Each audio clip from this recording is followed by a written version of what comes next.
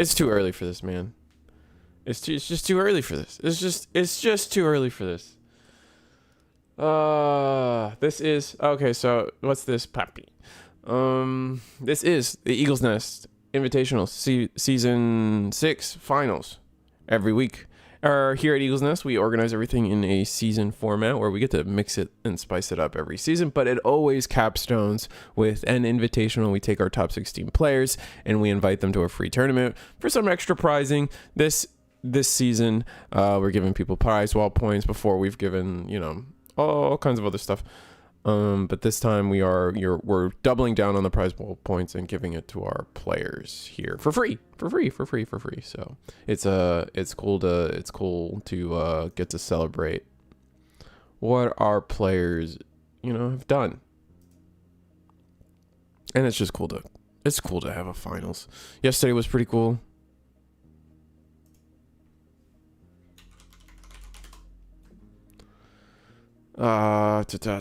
Sorry.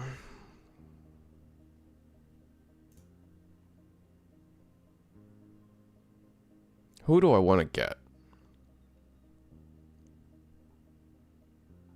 Quake drop. Our players are already started, so you know what? Let's get a classic.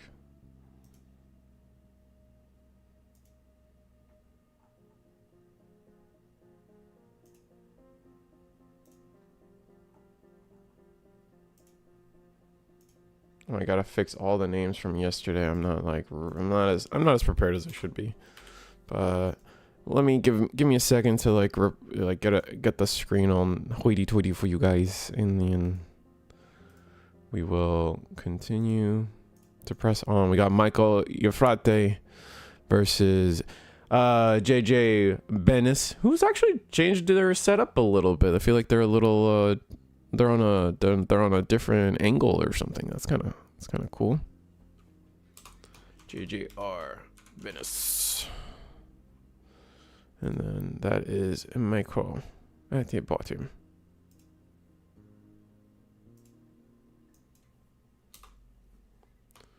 We're just gonna do Frate.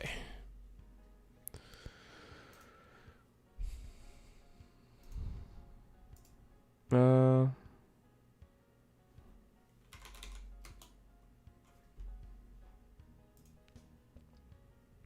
I don't know if it's timed. I don't need to put a timer. Wake up! What are you talking about? I can't it's so late. It's so early, man. I don't know what to tell you. I'm not built for this. I'm built for the night. Staying up late is my thing. This is early.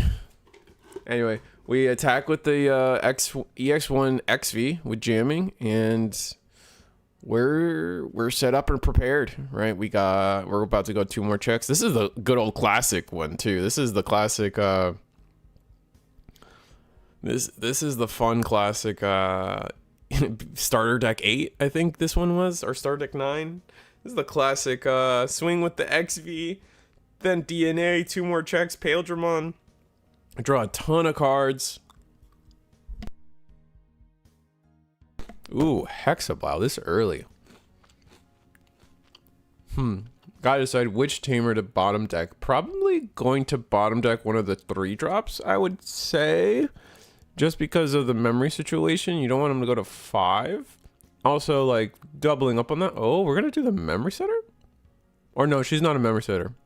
None of them are memory setters. My mistake. Ooh. Yeah, this matchup's kind of bad. BT16 Paledramon kind of just shuts this down for the most part, but I don't think Ben would be playing it if they didn't believe in because there was no way Michael was not going to be playing Royal Knights or Paledramon. So I feel like if you were Ben, you'd have a plan. So I'm willing to see what said plan could be. Gonna stay in the back? Uh-oh. I really have to decide where this is gonna go. Oh, we're gonna bottom deck the Tamer to... Oh, but this does mean we stay in the back.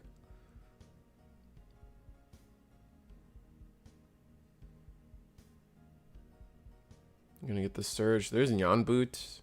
You can actually grab... You can grab any two of these. Wouldn't be surprised if we grab the Hani and the Nyan. I don't think we need... We're not like a giga need for double Tamer. For the amount of people confusing the different Liberator arts, I need to carry a counter just for that. It's not just user.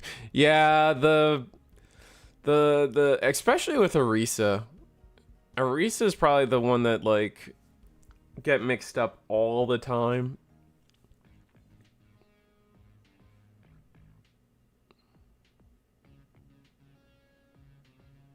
Looks like Hanimon to grab level 5. Okay.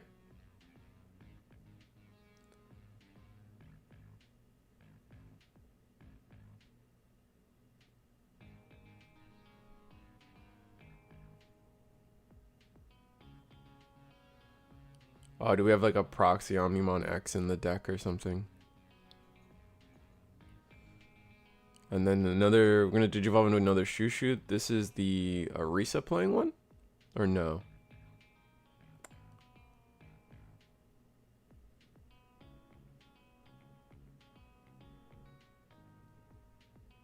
Oh, we're gonna use the training. Kakeru. Wait, no, this is Kokeshi. We go into the Kokeshi, which... Is that... No, that's not her name. This is level 5. You get to delete another puppet. Instantly evolve into a 6. We're going to go into Kaguya-mon itself. Kaguya-mon's going to let us revive the Hanimon, which then is going to delete the Hexblow. And there's no partition, so... Kind of chilling. Kind of chilling. And the choke to 1 is pretty valuable. Gonna get the Shushumon. I gotta remember what the Shushumon this is. It's the... I'll just get it on screen. This is the Arisa playing one. So, actually, yeah, it's kind of shocking that we didn't... If our plan was to go into this level 4, not going... Not going... I guess we really needed the Hani to pick up the 5. I think it was a routing thing because it's really unfortunate that we got to... We missed out on that, like, free Tamer, right? Alright, Hexabot gets the swing. It's gonna be 2 checks.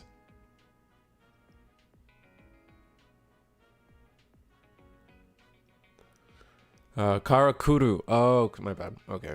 Kokeshi's the 4. Okay, that's where I'm messing up.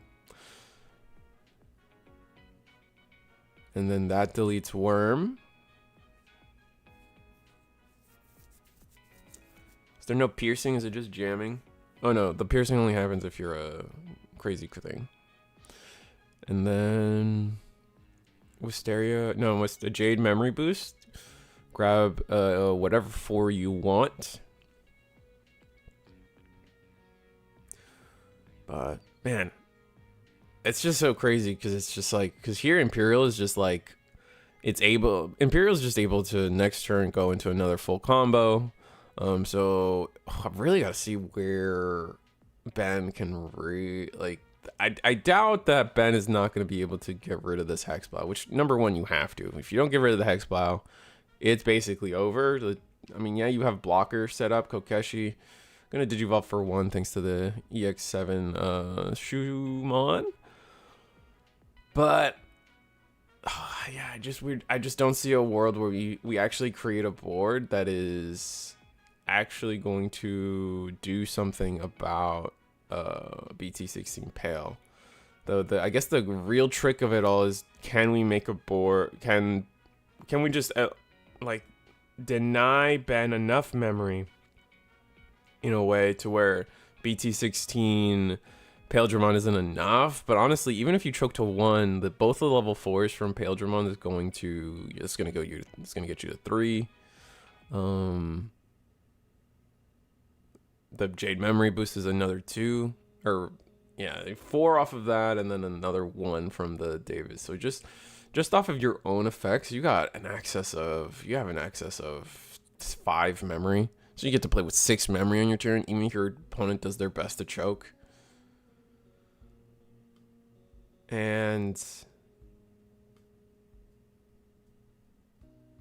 we route it so we create a second Kageyamon. Ugh. Yeah, I don't think this isn't it. It's gonna have to be a brick from Imperialdramon for this to matter, which I don't at this point. Probably not gonna brick. I guess it's always possible. We live in a world of infinite possibilities, right? But I just don't see it. Oh, we're gonna go with the draw Sting XV or Stingmon, sorry. And then the jamming XV. It being the jamming XV kind of cleans it up. Yeah, there we go. That's game. I mean, we could have a level 7 Ace.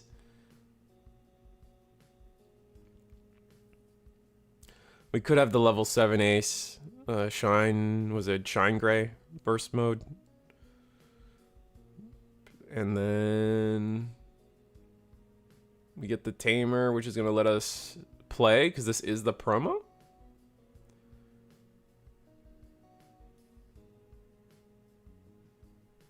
But you can still attack, suspend and then yeah, we're going to scoop it up there. That's just... But what was that, like turn 2? Like it's really hard to outpace Paledramon, right? That was pretty much their most aggressive start, right? And we could never clear the hex. Not being able to clear the hex blow is disgusting. Like that is so bad for us, right? But that was the most aggressive start from Imperialdramon too. Like I think it was near turn 2 Paledramon, and not only just like turn 2 Paledramon, it was EX. It was the classic, like I said, like at the start, it was the classic. It was EX1 XV, which has jamming, so you swing with it for free, get the draw, if you will, and then you DNA, swing 2 more times, get the draw. You just did 3 checks turn 2. Not a lot. There's not, like, even in this day and age, just a lot of pressure turn 2.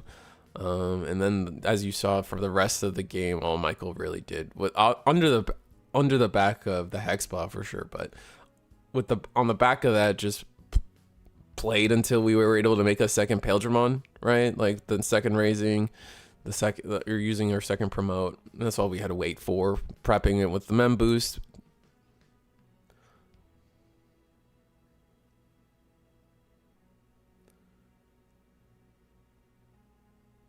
And then Eagle coming in with the advert.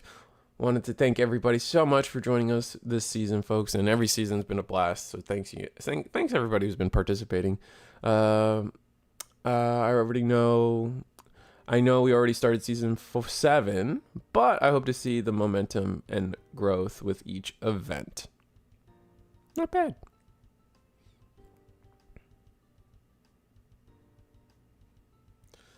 Yeah. It's crazy to me to think, like, where are they going to go next with Paledramon? Like, I mean, are we due? Are we due for a season 2 revisit? We just got the Myotismon, right? That's all technically season 2. A little bit of season 1, but Malomyotis is season 2. We just got so much, and we chose to go second from... We chose to go second from Ben, which I think, like, sometimes I think the best way to beat Paledramon is to just get ahead of them.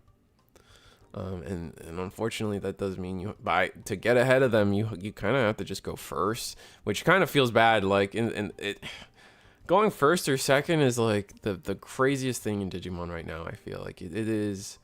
You really want the card because you don't want to spend your time searching. So the extra card helps you unbrick. Michael gonna have the Jade memory boost come down. Have the rookie. So as long as we have Sting, Pale, we have full combo next turn, right? So now Michael has to prep for that. Probably gonna swing with the shoe, but shoes, like this is what I mean, right? Like we spent our 3 memory playing a rookie, so we're nowhere ready to play this game, right? We are gonna get the Shushu, the promo Shushu. This is I still think this is the best Shushu.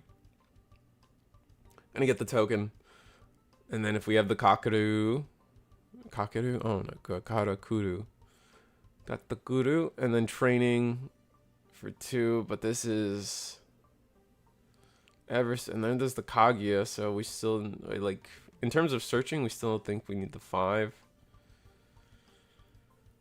So just putting Michael on having it this turn, and they don't. We're gonna just go simple, tamer, and I think the Paledramon deck can afford to do this, right? It's too easy. Is really what it is, right? We like their wall of blockers just does not matter to us. As long as like if we can set up the Hexblow, we're gonna be good. Or honestly, we just set up a crazy board. They're not gonna unsuspend for 2 turns. We could probably win over those 2 turns. Which is why like it's crazy to me that this Davis can like it's the Nokia is such more like I know there's a lot of like hate for the Omni DNA deck, but like man, I still can't help but reiterate that like the Nokia is such a more balanced version of what Davis and Ken does, because here in this next turn Michael could potentially promote, do their DNA play thanks to the Davis Ken, set up a level 6 that's going to wall out our Ben for a turn, and the next turn do it all over again because the Davis and Ken is just going to keep playing bodies. It's not limited. Just going full Nyan Boot.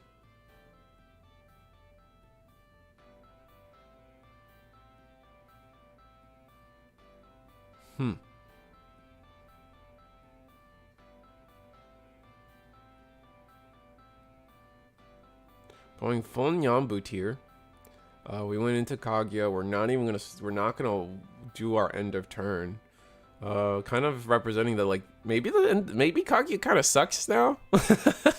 Like if you want to end your board state on a Nyan Boot, like Kaguya kind of blows. And like if I may say so myself, like when you think about it, right? Like you gotta wait till the end of turn to get the Kaguya effect, so you can't really end on anything else other than maybe a tamer. This did give our opponent 2 memory, but here we go. Here's the full Dino B play. We're gonna strip sources. Oh, we got the in this situation, I'd say the bad Paledramon. None of these guys are blocker either, though. Probably bot deck the. All right, we're gonna strip all those sources. We still got we left them with the level 6 and the Digibubble. Makes sense. All the most relevant inheritables, I'd say, are just right there under getting rid of. Is it 3 sources? I thought it was 4.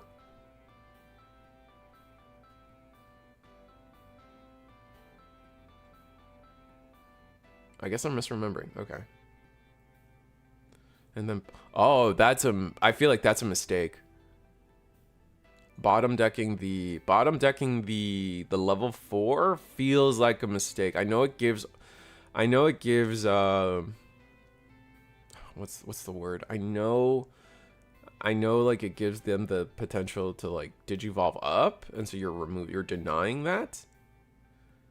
However, oh, Primogenitor.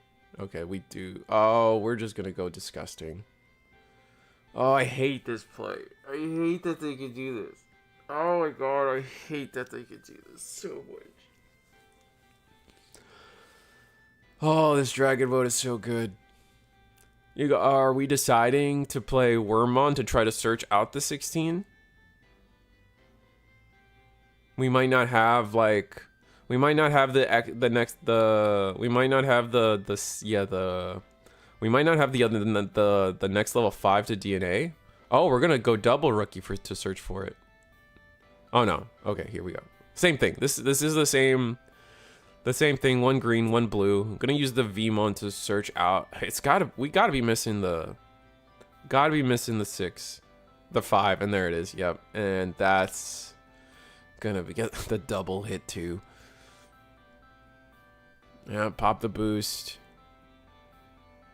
Didn't even have to pop the boost, but there's gonna be 2 more checks. We're gonna be able to swing over. No, don't swing over the rookie for sure. But yep, now the board's stalled.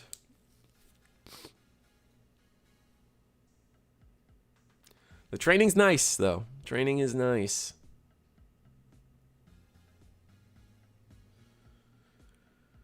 But like the Nyan Boot's gonna delete the Paledramon, right? But like realistic, swing over. I imagine we swing over token. No, not gonna offer that. Okay, just straight into security. This time I would swing into the token. Funny enough, I would swing into the token. See if I could trigger the Nyan. I hate this game. I hate this game. I hate Imperial. It's such a stupid combo. It's such a stupid combo.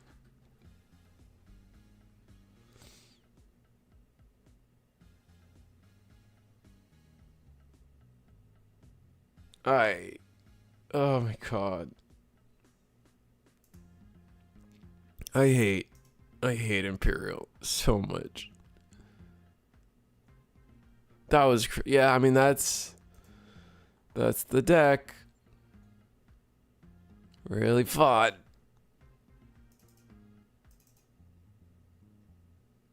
Looks like table 2 is also done. We got table 3. Looks like table 3 is just about to get on their way. God, yesterday's champion, our Mega Monthly champion, Morgana Kane, versus Premium MSG. I'll never see that username and not think Uncle Roger. But that's just how my brain works. Premium MSG. And then you would think I know how to spell it, but Morgana Kane. I missed seeing that combo. You did? You missed it? You like as in like you want that back? You play Imperial. Tell me you play Imperial without telling me you play Imperial. It's crazy. That was brutal. Not even a beatdown. More like mass murder. I am an Imperial bro. Yeah. Yeah. That was... Oh my god. Like... Yeah. No, it should have always been the Memory Force. I don't want to hear it from anybody, man. It should have been the Memory Force. And almost like to the point where I feel like it needs to get banned. All right, we get to start. It is, I don't know what game it is, unfortunately, but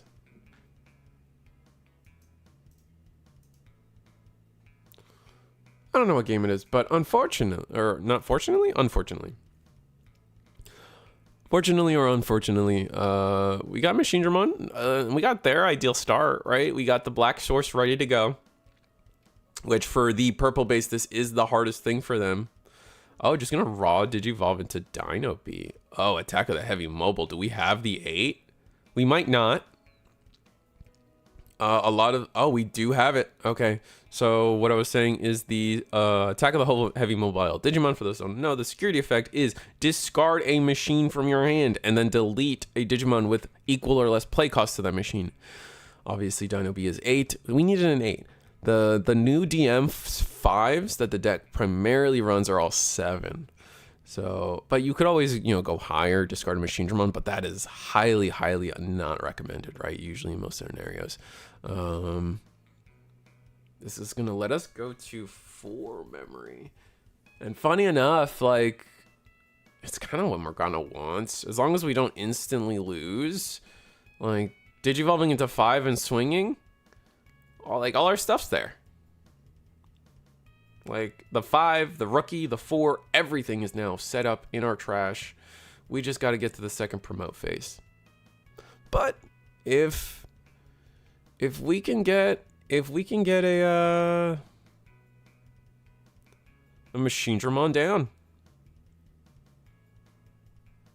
We have 4. And what is our 5 gonna be? We have blocker. We have plus 4K on our we have plus 4K on all turns, plus another 4K for it being our turn. This is a gigantic Mugen. Holy Christ. Now, we're going to do the Cyberdramon Ace from hand, allowing us to search, grab. Oh, what a awful. This is a terrible search. Oh, that's so bad.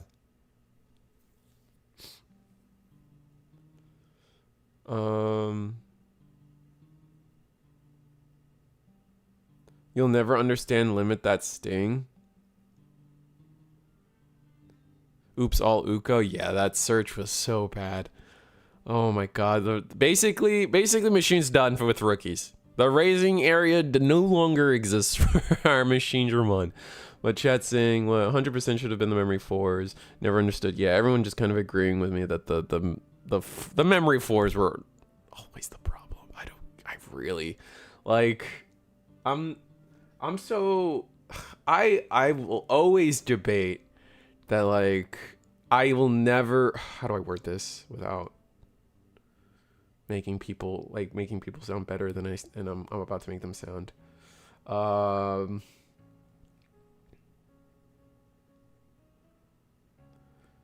And like I said, here it's gonna be full combo from Machinedramon. Oh my god.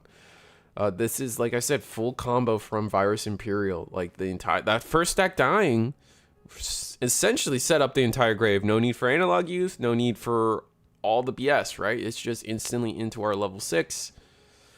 Mugen is huge though. Or Machinedramon is huge. What is this? He's 12 base plus the 2, so 16. I don't think we get the suspend, but we get the redirect. Do we have retail? I think we're bigger.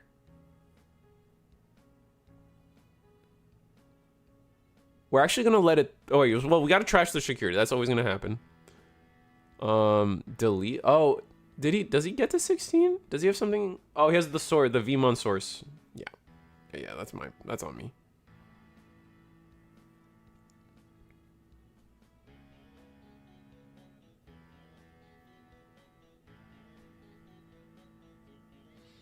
So now Machinedramon can actually, what? Okay, so what is our plan?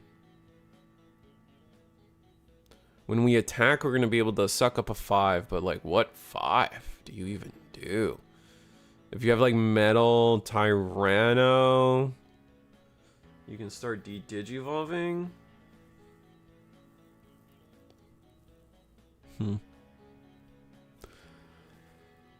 If you have Metal Tyranno, you can start de-digivolving. If you go, I mean, you have plenty of memory. If you just got it like that, you can go Chaosdramon, de-digivolve 3, Chaosdramon X. Do all of that. All of that will be pretty nice, right?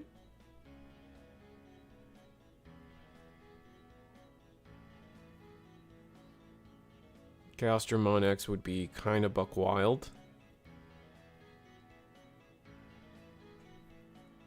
Or potentially could be setting up another machine. Just saying screw it to this one. Oh, Attack of the Heavy Mobile. Score to 5. Oh, it's another Metal Gray. That could be bad. Ooh. SP Machinedramon. 1, 2, 3, 4, 5. What 5 are we gonna suck up with this big bad baddie?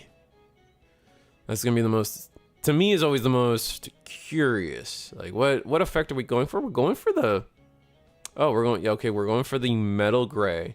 So putting a source under, it's gonna make, that makes our effect whiff as far as I understand it, right? Oh, but the security checks, oh my God, I'm so stupid. Oh, I'm dumb. Wow. Machine's dumb. That was gross. And we get Giga punished. I don't even know how I didn't see that, the security plus. We just had security plus for days. I was more focused on like, hey, we have Digivolve, and the other one can suck up a source and do things, and that's kind of cool, right, chat?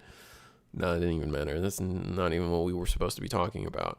But it looks like Premium MSG got game 2. Morgana must have gotten game 1. So, and like, it's not like Morgana was slow, right? Like, Machinedramon, like, and I think this is the thing that Purple Base is why Purple Base did so well at the previous NA regional was, ideally, like Machinedramon, Purple Base, if your draws are on point, if you are able to get your Black Tamer early, and set up like a good draw discard, like for the first turn, and your draws are just like that. Like, that's the thing. Like, Machinedramon is, to me, Machinedramon is still the deck that, like, your draws just have to be that good.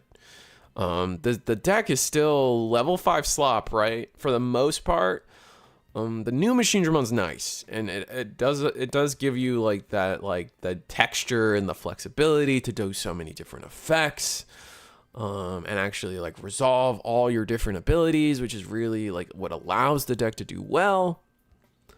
But like the floor, like it can get so bad so fast. That's what I can't help but mention to people.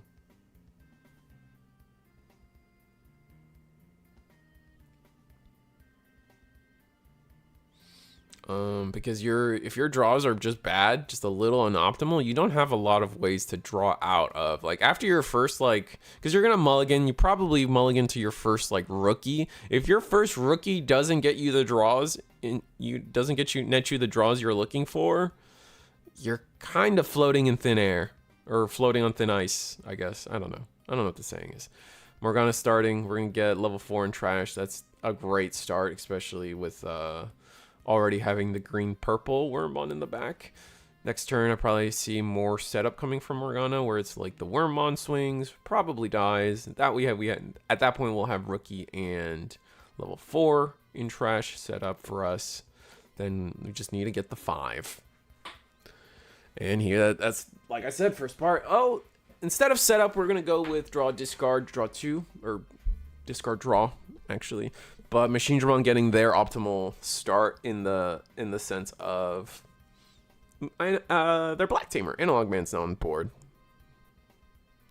Demi Mera BT15 is the GOAT on purple. Oh yeah, 100%. We had a whole talk about that yesterday.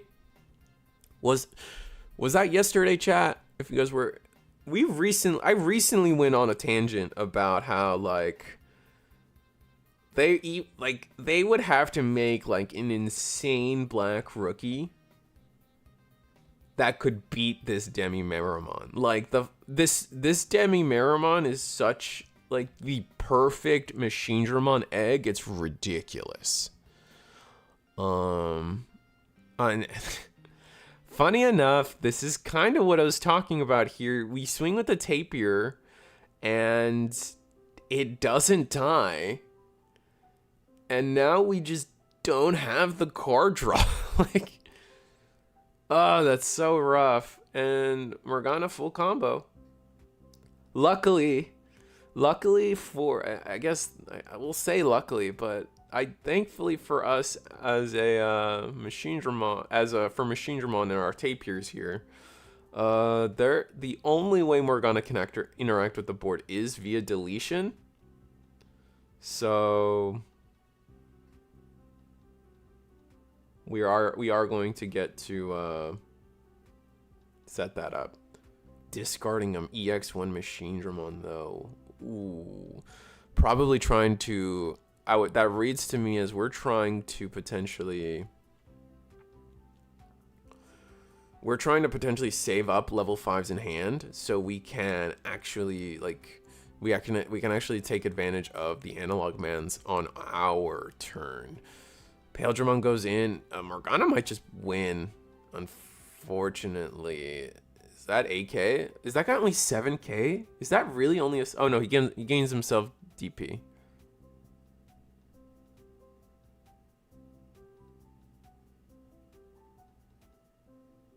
Yeah, just swing. Just swing, and if you have full combo, Deathclaw does nothing. Deletes a 4. Damn, we're playing Deathclaw? Oh, so we can delete our own Tapir? That's funny. And that's game. Yeah. And that's, I mean, chat, that's exactly, and look at the hand. It is literally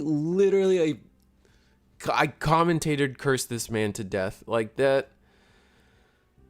This is exactly what I was talking about, man. Like, if your first Tapir goes, if your first rookie goes wrong, our first Machinedramon would have been like 20 cards away, man. Oh my god. Dude, this is so exactly what I was just gonna, like, I know I got distracted, and I am forever distracted. You guys know how it is. This is why it's hard for me to put my faith in Machinedramon, dude. Like like if your first rookies go bad, you just don't play the game. You just don't play the game.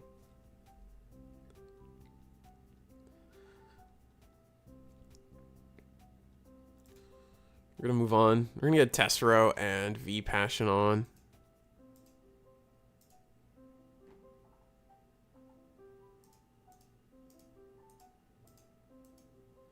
I'm not gonna change the names though. Oh, we're just done. It looks like. I wonder if there's another game.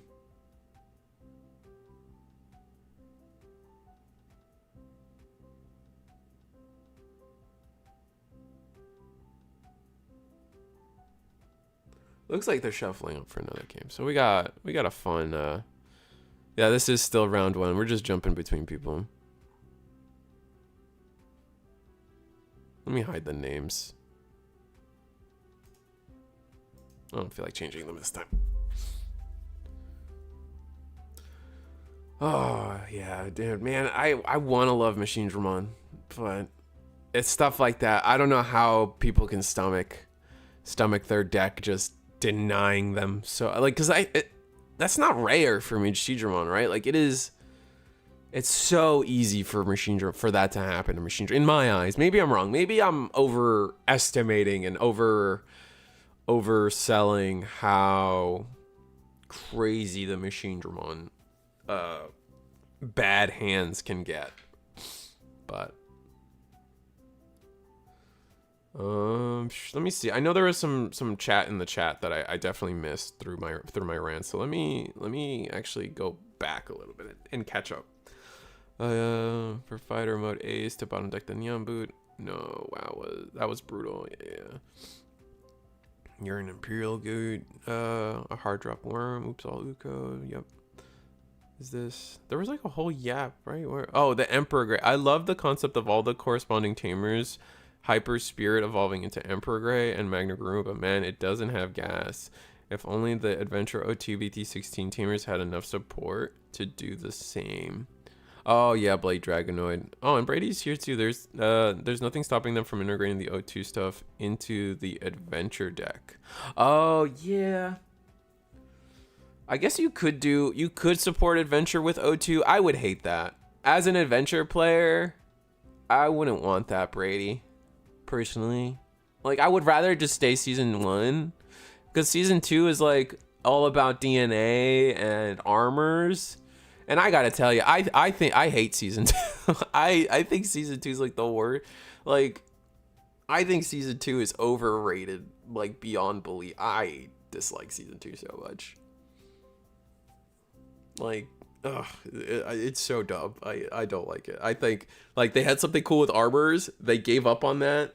They did DNA, and DNA is just like now you get less Digimon, guys. Isn't that fun? I don't know. Like, but I guess they could. They still realistically, it's Adventure O2, so they realistically could do Adventure. Support season 2 support for Adventure. I just don't want to see that. That's not. I really don't want that. Yeah, and then yeah, I agree with the season 4 stuff. Like they did like that was essentially their first try at what they accomplished with Adventure, but like messing it up in every way possible. I've ranted about that enough, but yeah, that set's not real.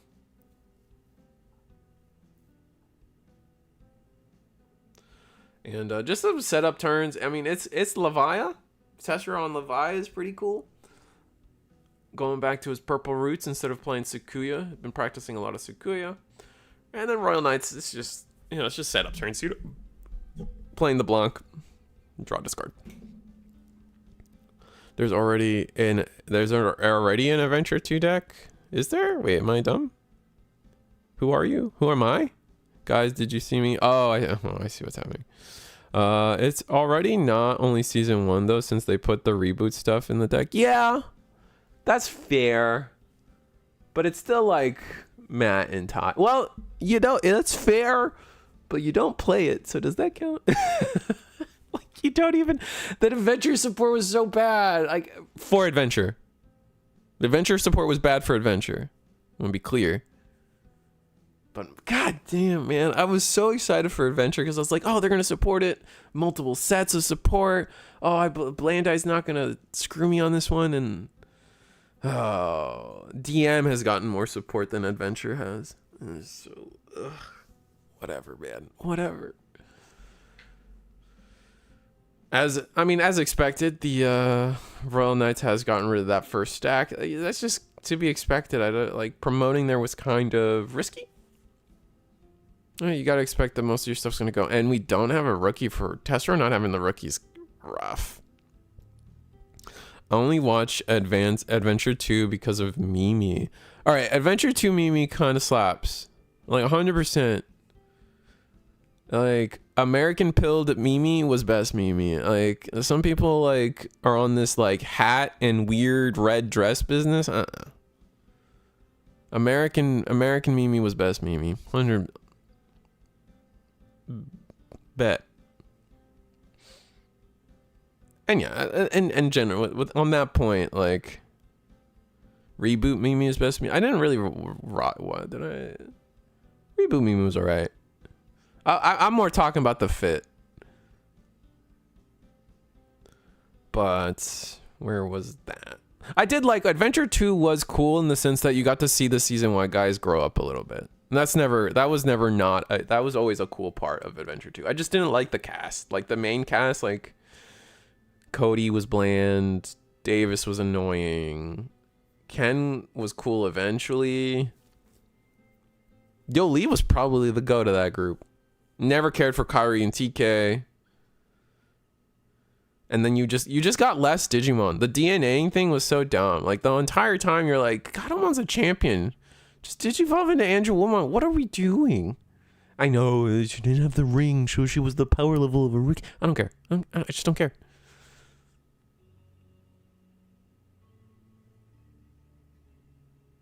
It was dumb. Period.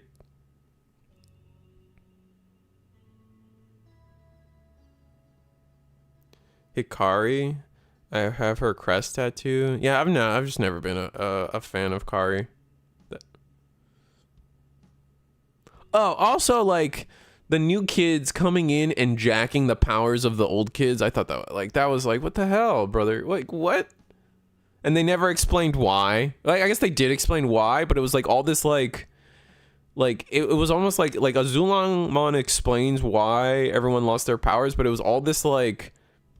It was almost like season 2 was supposed to have like this prequel that we would have never known about unless Zulong like yapped at us about it, and it was kind of like ugh.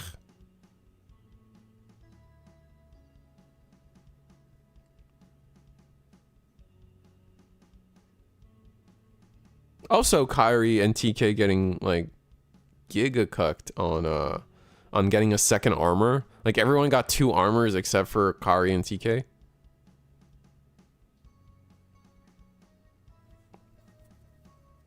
But they can turn into 5s. I don't care, man. Like what?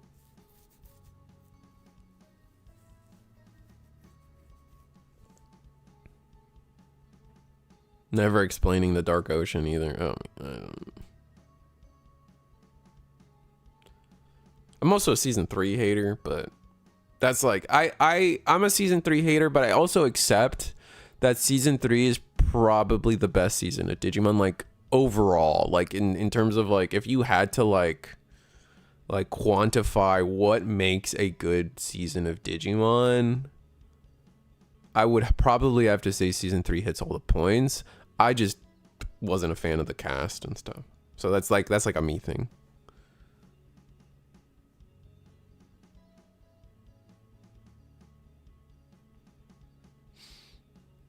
All right, so Dober combo. Ooh, I'm gonna go into Cerberus without the protoform. So another reason, like, back-to-back decks here, like with Machineramon, like you just have the bad hands, right? And here with anything dog engine, this is probably why what we're seeing here is probably why it still hasn't been hit on the ban list. There are just games where, and not only has it not been on the ban list, you're not seeing like a ton of success from it anymore. And it's just so reliant on finding protoform. If you're not finding like it's to the point where I feel like they should start running BT9 EX antibody, because with just playing the deck without, like if you're just in a game where your X antibodies are unreachable, the deck just spirals. It is a tough time for the deck. Ban all dogs. No, stop that. Dogs are cool. As someone who owns 2 cats, I still think dogs are cool. Stop that.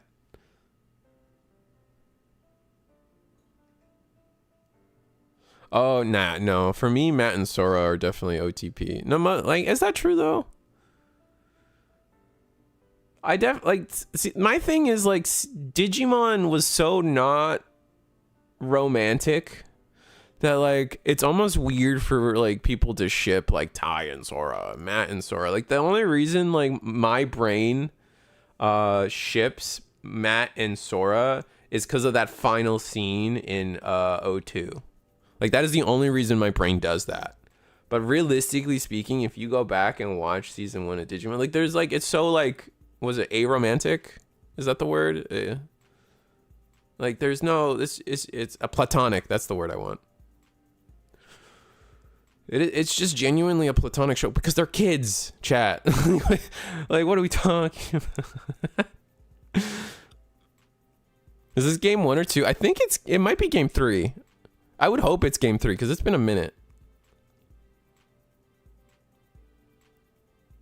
You can slot it under for an Levia X play.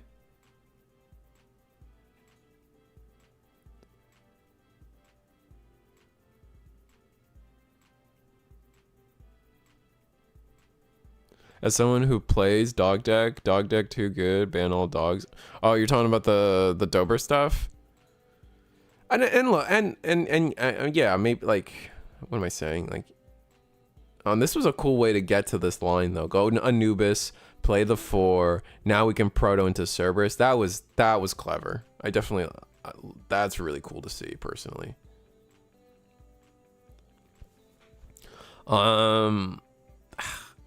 It's hard for me. Like how do I word this? The dark animal engine, the Cerberus engine, whatever we're calling it in this day and age, whatever we're calling it nowadays, I gotta say, it's not like it does a lot. Here's what I'm trying to say.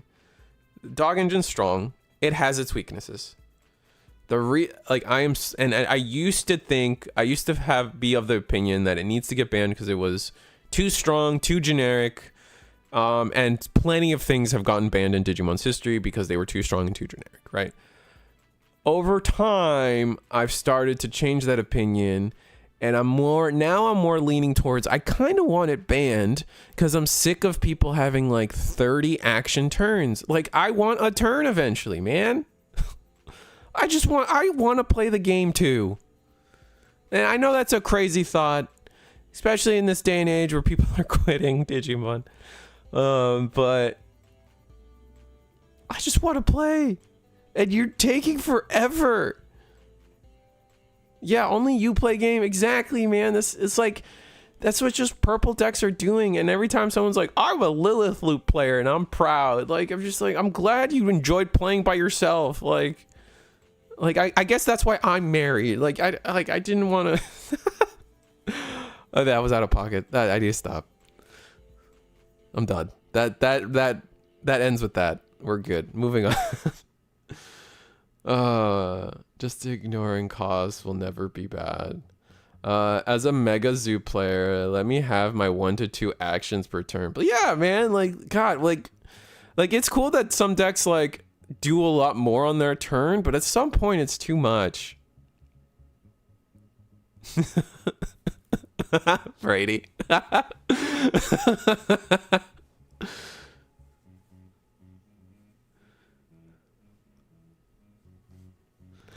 Levi is 50-50. I've been playing against this deck every week for almost 10 or 2 years. Nidhogg might be a real problem. Oh, the discard of Nidhogg? Maybe. And the biggest reason I agree, Bren Ring, with that thought process of Nidhogg might be a problem is because Nidhogg can be recycled with calling. And I think because of that, like that interaction might mean that like that might be the thing that tips Nidhogg into like problem territory. Like in my mind, in the way I've seen purple play, in the way I've seen turns go, that's what calls to me as problematic. Like that is where I start seeing like, oh, Nidhogg is kind of but and calling and scramble, yeah. Scramble too. I missed on the scramble, but yeah. I'm Morgana Kane, then I hope you win that 50-50. I'd rather the mirror than the fire. They need to restrict each Royal Knight card to one. I don't think that would help. Like, I don't know. When you say each Royal Knight card, do you mean each level's, like each of the Digimon? I don't know. I don't know about that.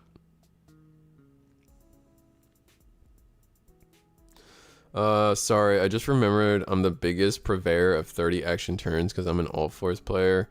Feel free to cook my... But All Force players play fast. Am I dumb? Like, I feel like it's...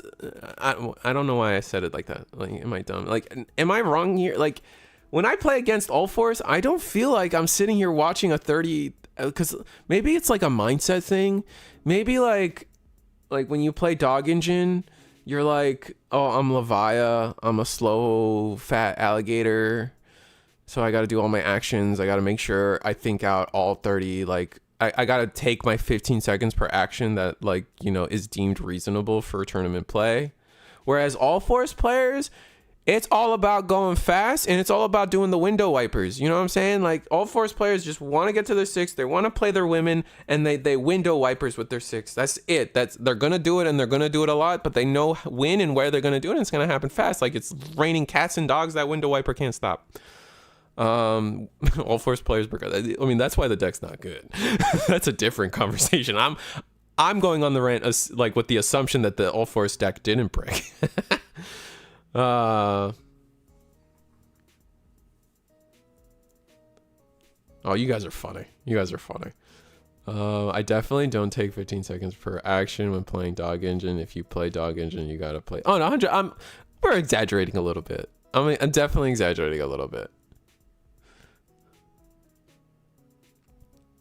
Like, But I do think it's a fair point. It's a fair what's the word? Spoof? The like the intellectual word for spoof. Satire? There we go.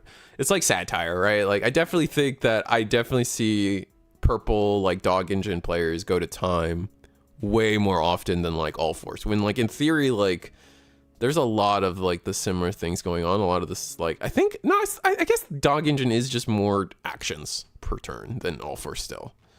I could be wrong though. Purple Dex has board, hand, trash to work off of. I guess the trash is at the extra layer. I see what you're saying. Psychmon's rude.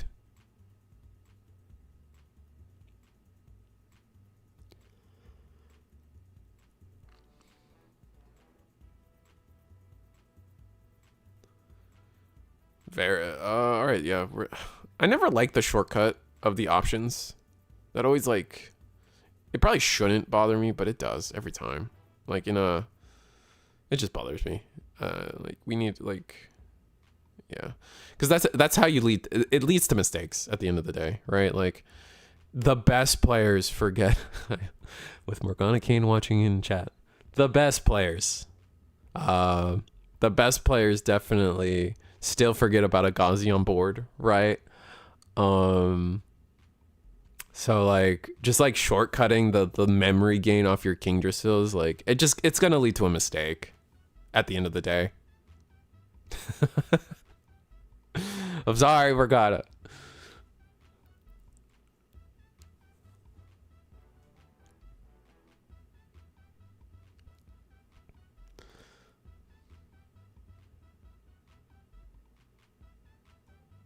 V Passion was one of the people who didn't do the shortcut until recently. Oh, really? Yeah, I don't track like who and who does like who shortcuts and who doesn't. It's just a fact that I acknowledge. Dog Engine probably is more actions, more interaction points, like mentioned. I'm just being a goober. That's fair. I was being a goober too.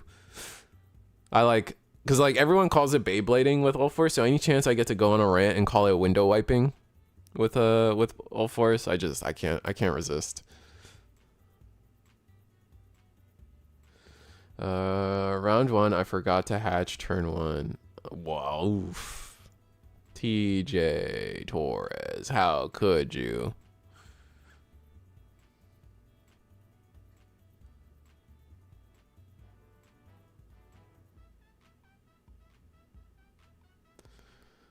I'm sorry. That felt like that felt derogatory using your full government name like that. I apologize. I don't know about V Passion because my alarm.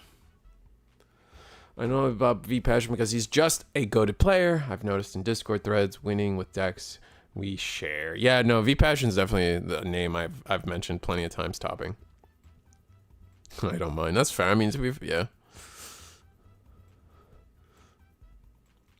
Double scramble on board for Testro is huge in the long run of things, because there's no way Royal Knights plays without something on board most of the time.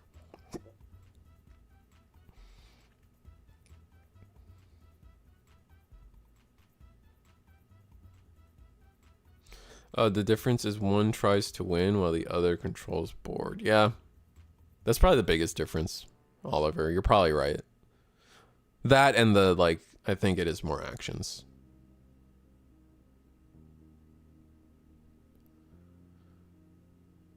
What I hate about, like, I don't know, while Tessero's doing another dog engine combo, full dog engine combo, by the way, Dobrax, Serb.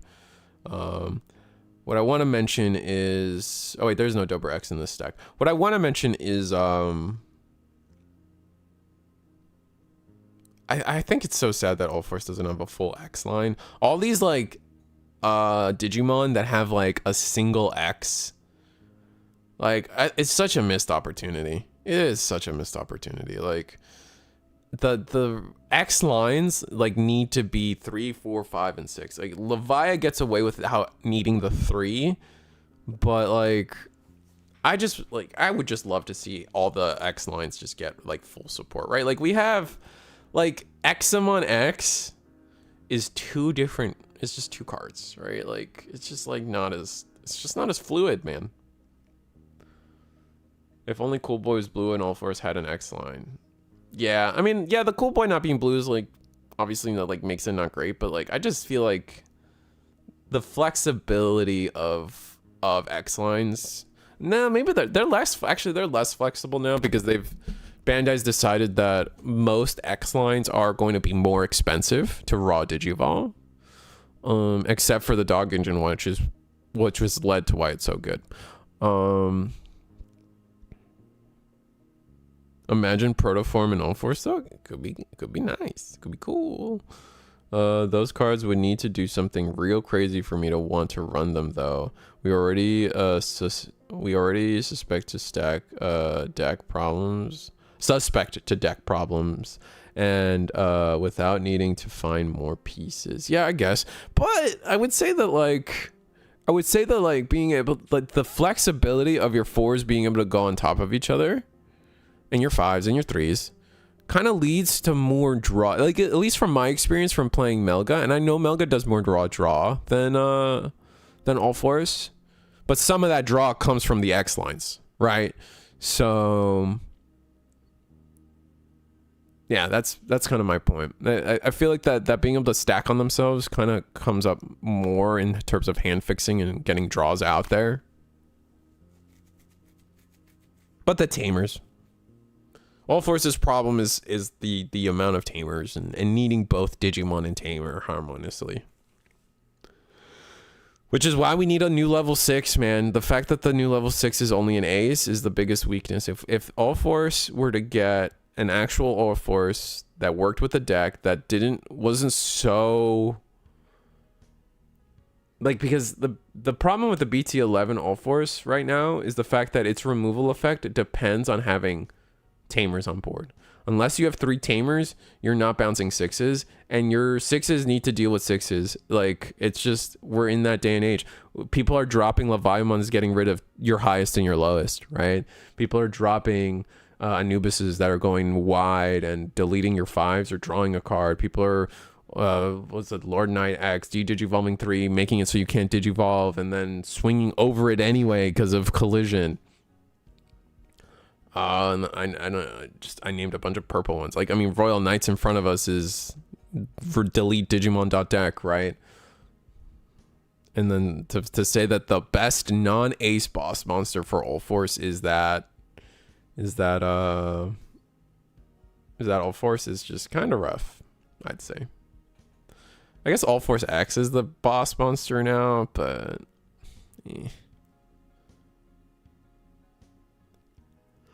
Old All Force is pretty antiquated with its removal. It's super hard to hit level 6s. Yeah, exactly.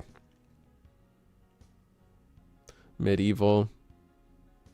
They both have their security still. Yeah, that's true. No one's been able to really chip at security.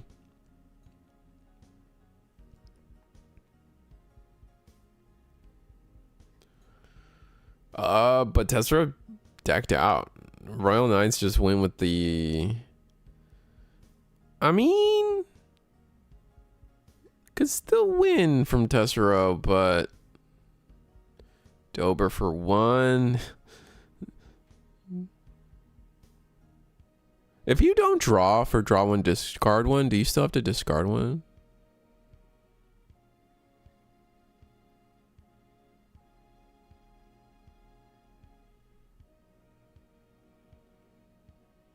I guess it's A then B. So no, never mind.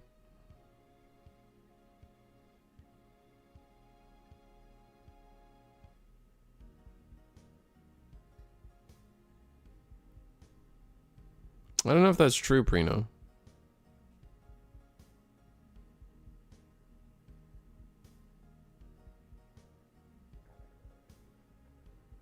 Oh. Okay. All right, looks like everybody's saying yes, you do. Huh. I don't know how relevant that is.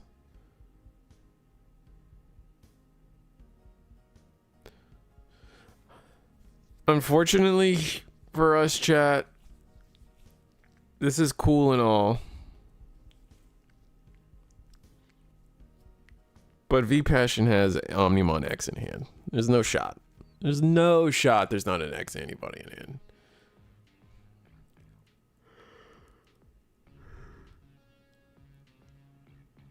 1, a 2, a 3.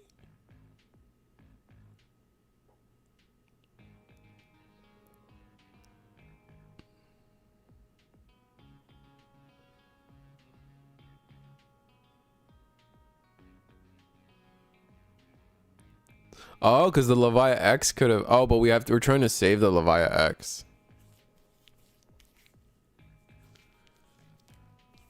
Oh no, Testro's got the trap in. No, yeah, no, I'm understanding the board state now. Yeah, if we play the Omeka, then we actually don't digivolve into Leviah.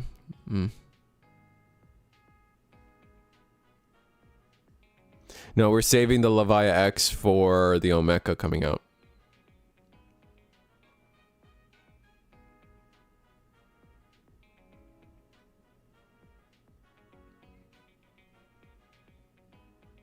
Which we have the 7th lightning. The 7th lightning will delete the Omeka. Yep.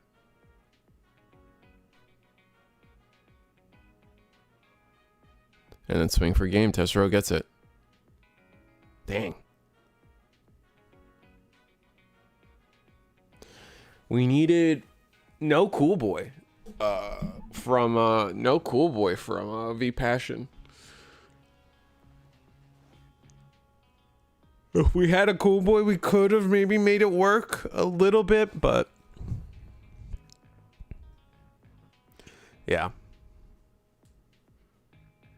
Yeah, 7th lightning definitely winning us the game there.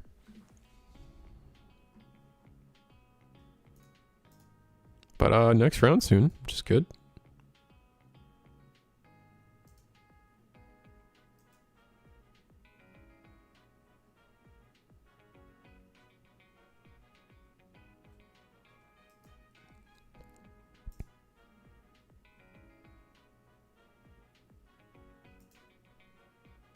Who you guys want to watch?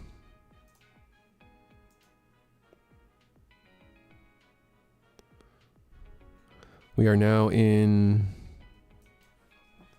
was it top 8? Where this is going to be top 8. Actually, I should just put that on screen.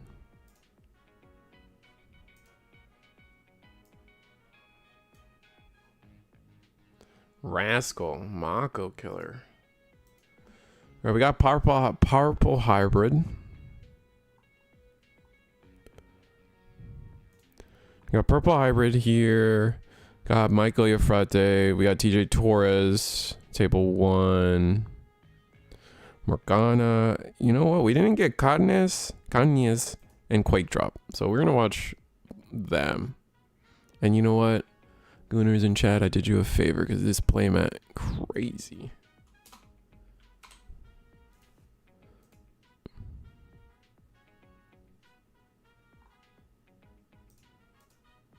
Yes, I did you Gooners a favor. You disgust me, but you know what? I gotta throw you a bone every now and then. Purple hybrid. I did say it weird. I don't know why I did that. Leviah bot decking the option one of the. Yeah, see, you could learn something, Mac. I'm just saying. Could learn something from that. What Testro did there. Pretty nice. It's really, really wonderful sequencing, I would say. Leviah bot decking option. One of the reasons I'm so solid is it's so solid right now. There's a decent amount of protection that doesn't protect from options. That's true. Realistic, that is very hard to. Yeah. Yep. I do like the colors. The colors are definitely like the color palette or whatever. And then like the plot. It's not bad. Right.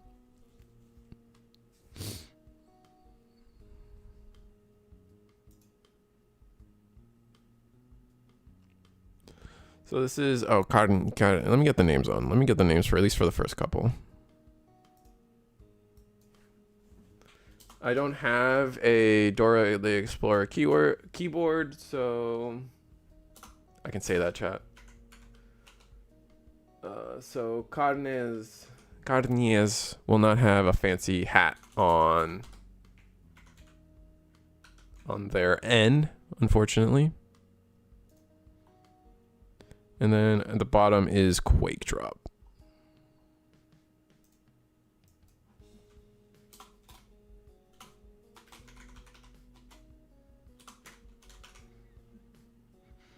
Most people, when they get tired, they're out of pocket. For me, it's when I'm waking up. Like, early in the morning, that's when I'm the most out of pocket. Did I write round 4? Oh my god, this is round 2. Technically. So, anyway, we got another purple hybrid versus Sun and Moon. Alright. Interesting matchup. I think this is a good matchup for Sun and Moon, or for purple hybrid. It depends. It depends on, I feel like some of it depends on like how fast we see our hex blouse. That's probably the most important thing.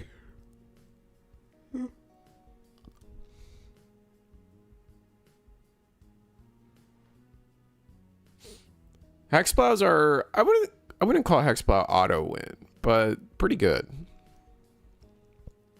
They can't swing Velgar. That's true.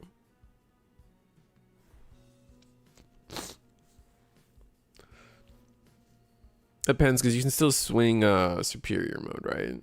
And then handle business that way in some such scenarios. I know Iceclad gets in the way of some of that play, but you feel me.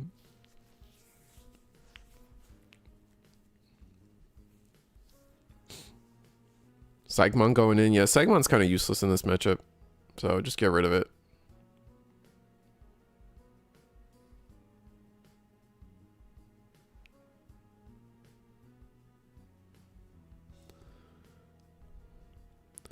Discarding a mat.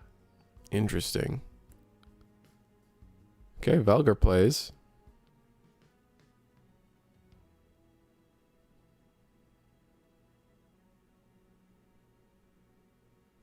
Gotta change the color of the Sio, unfortunately. Color's not gonna matter for us too much. Mill a Homer. We're bigger, so we didn't really care about that. That wasn't a situation where the Velgar needed to be bigger than the security check, which they just happened to be bigger. End of turn, we will self-delete. We'll loop. We're gonna get them. Oh, we're gonna get the mat. Okay, I guess that's why we discarded it, so we could set the mat up. But what's the difference between setting the mat up and?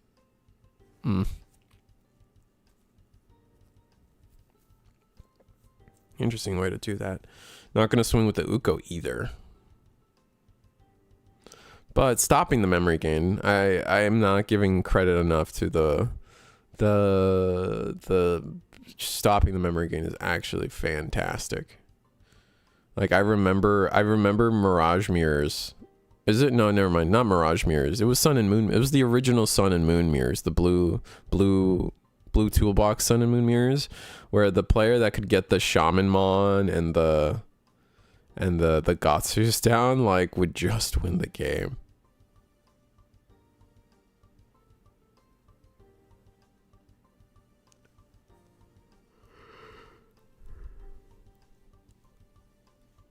I see what you're saying, Cool Stred, though.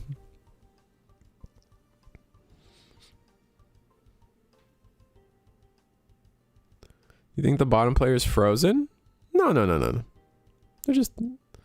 Their frame rate's just a little low. Yeah, he's gonna have to straight delete the Ghazi. It's too terrifying.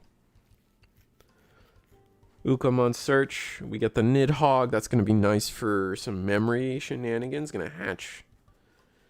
Gain a memory off of Gabu. Going to start this turn with 4 memories busted. Potentially more. Ukamon goes in. Ukamon survives. Gabu goes in. Does not survive. Draw 1, discard 1. Are we going for the memory, or are we just going to go for... And this is... Man... I'm sure like purple hybrids are foaming at the mouth for a Koichi that's a memory setter. If they could just get a Koichi that's a memory setter, I feel like purple. Honestly, though, did we really need to? I just still don't feel like we needed to go with this mat. Like, we could have just played a Koichi, and then like we would have probably felt less bad. Like, oh, okay, so we're not doing any tamer plays this turn. Or hybrid plays. Uko for 1, and then what? Rivals Barrage, the...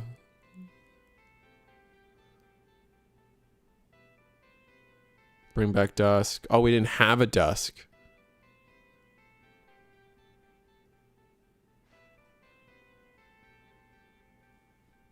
Purple Hybrid needs nothing. That's fair. It's kind of a complete deck for the most part. It's honestly, I like... Purple Hybrid is just in a spot where it's just kind of cool. Like, it's... You have your main game plan, which is the hybrid stuff, and then you just back it up with all this other stuff. And like, I think that's like when people reminisce about early Digimon, Purple Hybrid's what people wanted. This is like the deck build. Like, what the, maybe not like, don't hit me with playstyle. We're not talking about playstyle. We're talking about deck building. In terms of deck building, like, this is Purple Hybrid's kind of what people wanted. Right, like people want, and I think Sun and Moon just scooped. But my point is, it's like people. This is like how original, like early Digimon was. It was a lot of, you know, it was a lot of this. It was a lot of, you had your main engine, and then you just kind of grabbed from all these different places to complete your deck, and then that was your deck. And it's a good, like, it's cool. I don't know if anyone else kind of followed me on that take, but I would agree, but Uko warps it. Speed the deck. It speeds the deck. Yeah, Uko does speed up the deck. And I think that's the problem with hybrids right now. Is Uko, like, as much as I love Ukomon, like as much as I want Ukomon to exist for all the decks, like for me, so think of it like for me right now, still mentally, like think of the Sao and Ko that just got banned. That was the blue tamer for Sun and Moon, caused plenty of infinite loops, turn stealing loops, I should say, caused plenty of turn stealing loops, and like that was a problem. But like a lot of Sun and Moon players were like, but I need it for my deck. It's my only way to do this play, blah, blah, blah. It's not fair. And you're right. It's not fair. It wasn't fair. But it's one of those things where the bad outweighed the good that the card brings, right? Like the turn stealing stuff was just too bad that the good of like the cool pure Sun and Moon plays, like it was just not worth it to keep in the game. I think Ukomon is still in the opposite. Like the bad of what Ukomon does is it does speed up these hybrid decks. It does speed up these like decks that don't necessarily rely on the trash as much, or as on the raising area as much. Paledramon. Like, how many people are so excited that Paledramon's doing well? Like, it's that part of that is because of Ukomon. And so like, but like, so like, yeah, it speeds up decks, which is bad. But it also like balances out a lot of other decks, and I think that good is still better than the bad.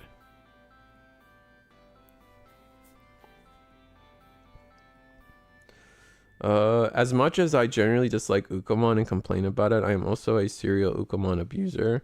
Played Numamon in 16, Purple Hybrid, now Purple Base Machine. Yeah, I don't know. It's just, there's so many decks that like don't have a third rookie, and I think that's still, it still fills an important void. I think maybe in the future, but I don't know. Just wish, I wish Bandai would make better cards for every archetype. Insert generic Lobomon, Magna Gurumon complaint here. Ukamon feels like a lazy fix. Yeah, sometimes like the lazy fix doesn't mean it's a bad fix, I guess. For me, anyway. Those aren't coincidental, I guess, or those aren't always the same thing. Those are not the same thing. Some of the hybrid decks need Ukamon because some of them don't have their own search Digimon, red and blue, like red and blue hybrid. Yep. If you had to pay a cost for the extra hatch, it would feel way more fair. Well, you do pay a cost for the extra hatch, right? You're paying one.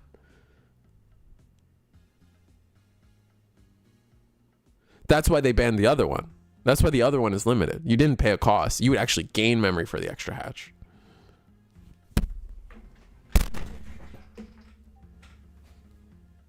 A real cost? I mean, you cutting yourself off of the raising area can be pretty bad.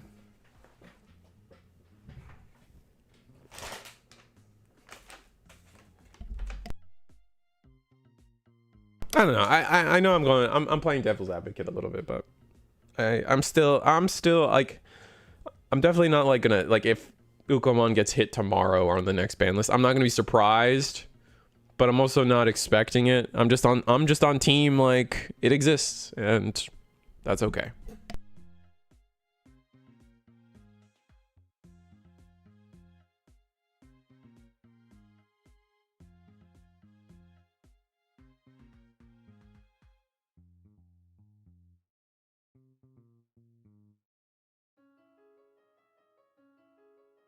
Ukamon's the reason that Bukamon, the blue jamming egg, is banned.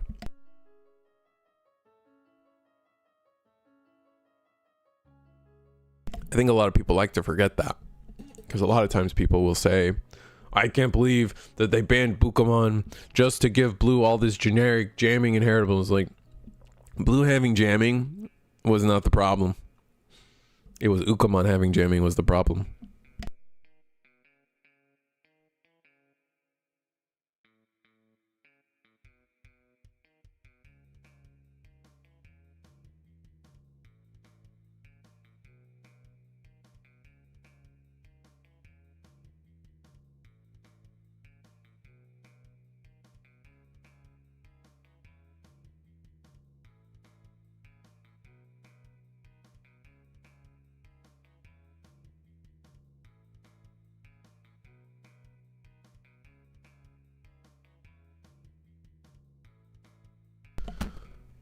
That being said,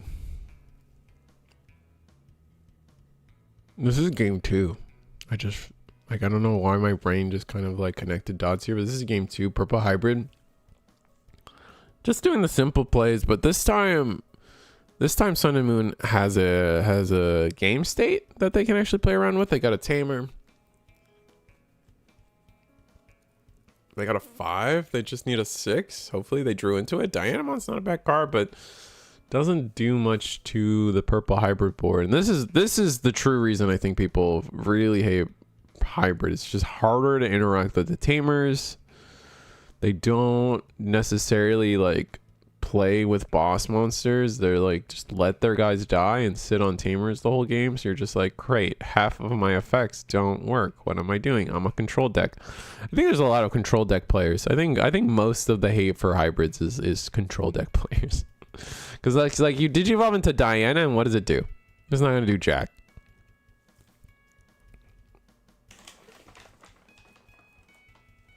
It's gonna die next turn.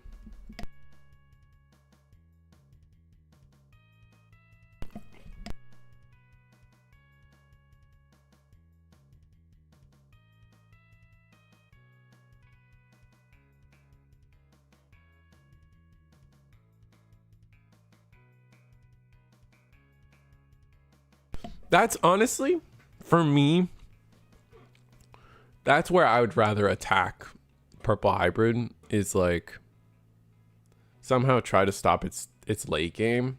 I don't think it's possible, because you like really their late games, what, the gallants, superior modes, but and like that's where I'd want to hit the purple hybrid deck. Like that's where I feel like, why are these red cards benefiting from the purple effects? Like I don't like this at all. It's too weird. It doesn't line up for me. Like I don't like it. but you can't really hit the gallants. So, yeah, I don't know.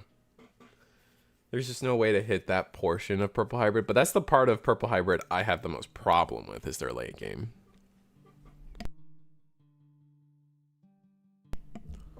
Them just doing their like Velger loop and Tamer loop shenanigans, I got an issue with that. Them promoting rookies and swinging, that's fine. You got Digimon Emperor for that.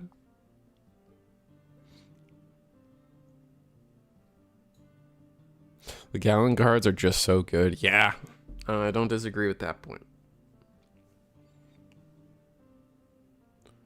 All right, Apollo. Apollo's gonna do 3 checks here.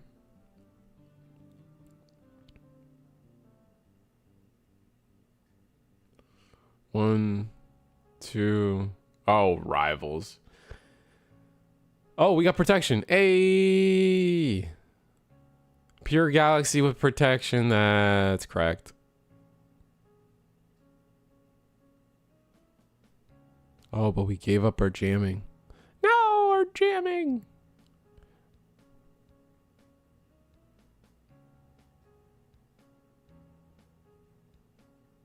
Oh, we lose the security check now. Yep, because of the, yeah. Unfortunately, we now know what the next security check is. It is a Velger.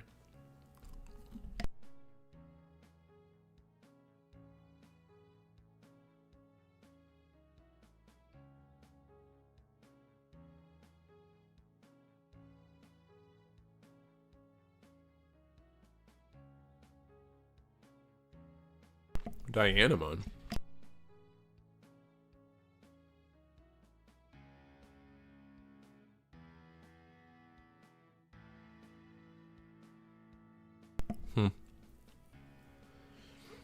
Yeah, I think my problem with pure Sun and Moon has always been like, there's never a good time to properly do Diana Apollo.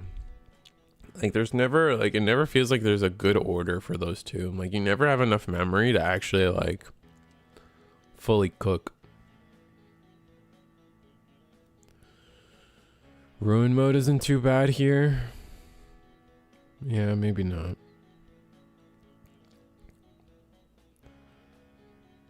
You got 3 colors on board. You change. Okay, you're gonna change one of them. Changing what? I would change Diana, personally. But it looks like they're gonna do Luna, which also makes sense. Does it? You know you're up against pure Sun and Moon. And most of those digivolve with the trait, right?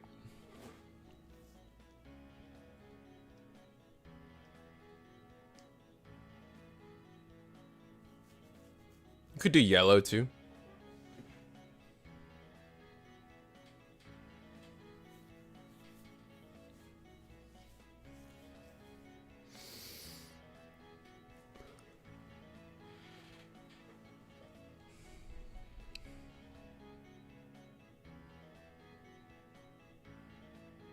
All right, so we had to digivolve our rookie to do all these plays. We're gonna play the Mimi off the effect. Is the Koichi frozen? I guess not.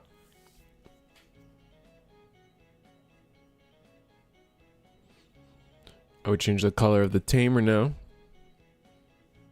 Again, not really mattering. There's a part of me that wants to change the color of the Diana, because you don't want to get ruin mode. It might just be the play to change the color of the Diana instead of the Tamer, just so they can't like freely digivolve on the stack. Kind of shut them out a little bit. Purple Wisteria is nice. Diana's probably correct. Yeah, you lose a color, but you kind of really put them on a back foot. of options. Like, you restrict options, and that's really what you're wanting to look for doing here, because the trash might be big enough. Oh, okay, so we went with Digivolve. We delete Luna to delete Diana. Okay. So we actually changed the Luna to purple.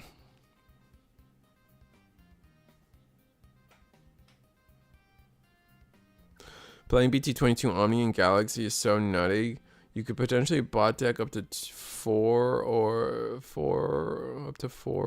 opponents' Digimon. I recommend it to those who play Galaxy. Yeah, I've thought about that. I've also thought about playing that guy in Melga. Same reasons. You can do that with Paladin, also true.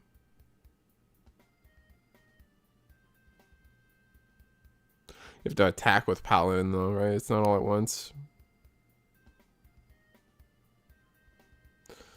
Ruin only stops the rookie. Yeah, Ruin does only stop the rookie. But the rookie is a lot of the power, right? A lot of the chip. I think a Gallant's coming down. Oh, Rivals Barrage.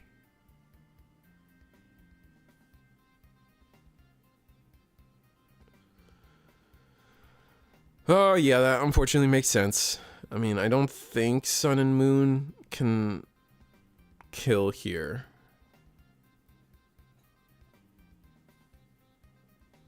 Unless I think the only way Sun and Moon kills here is Apollo Ace.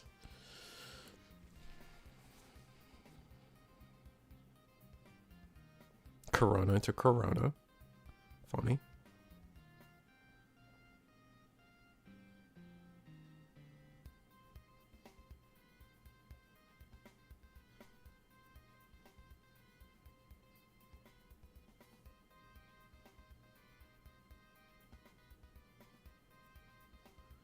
Wait, are we missing a memory? I'm confused. How much memory did Purple Hybrid give them? I feel like the memory's off.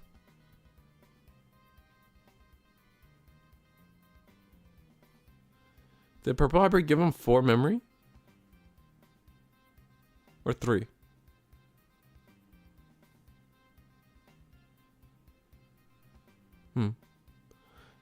Doesn't matter. I feel like the memory's off by 1.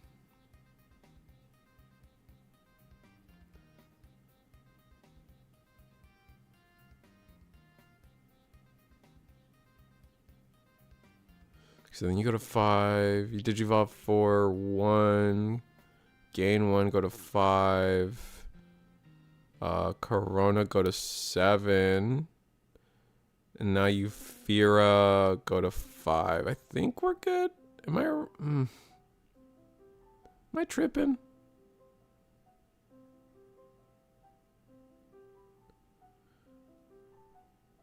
Yeah, whatever. I'm just gonna not worry about it.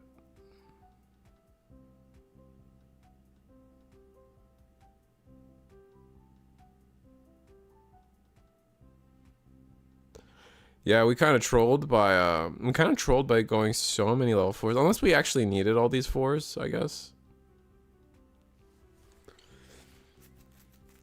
But this play here, these plays here are just gonna lose. We're just gonna lose to Gallimons with this play, with these plays here. Multiple layers of protection, yeah. You can swing. I mean, you can still swing the Cressimon. Pop the boost. Yeah, I was gonna say you can still swing the Cressimon and then Digivolve into Diana or Apollo from trash. Yeah. And that's more efficient to do it that way. Oh, Diana. Really? Bottom deck the Valgur, okay. Another Dusk.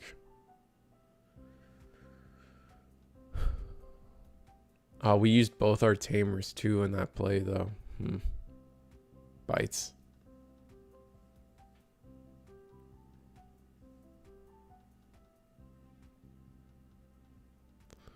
Wisteria to do search.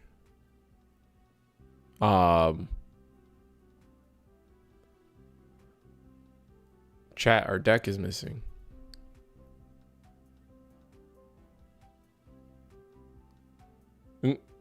Chat, our deck is missing.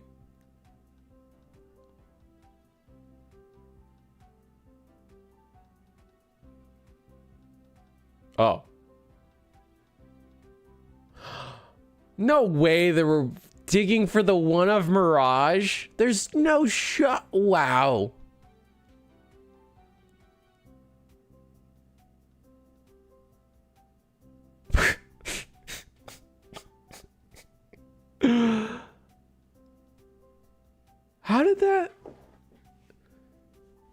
How did they get the last banana peel? Did I miss something?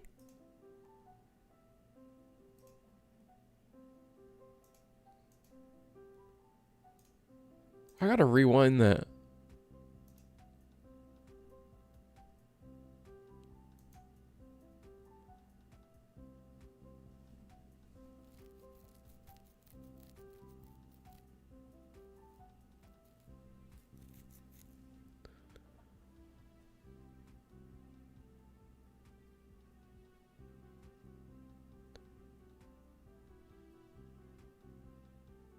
Oh, they still had a Coronamon usage.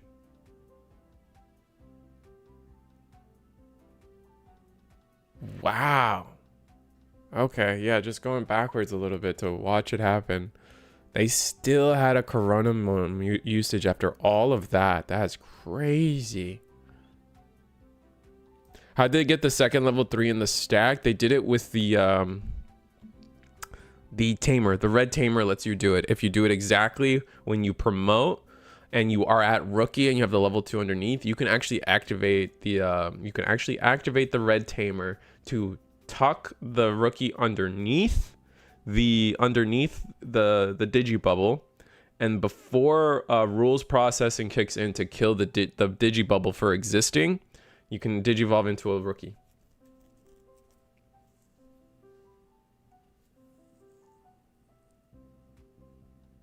No, it was like one of the first plays they did. Yeah, they did the rookie thing. I remember because I was like, oh, Corona into Corona, crazy.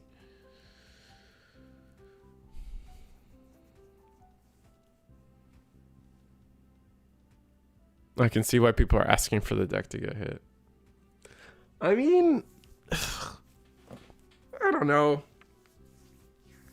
I don't think that game is an example of why Sun and Moon should get hit. Like, both decks were in endgame board states, right? And like, at what point, like, you know what, like, at what point, like that game lasted a while, right? Like, at what point is like if we're worried about how fast the game is, like, realistically, like, what is too fast, really? Like, 3 turns, 4 turns, 5 turns? When is a game too slow now? Like, I don't know, like, what, I guess it's worth talking about, like, worth discussing, like, at some point, like, what is too slow? What is too fast? What is the turn? What is there a precise turn amount? Because that game was long. I felt like that was a full game, right?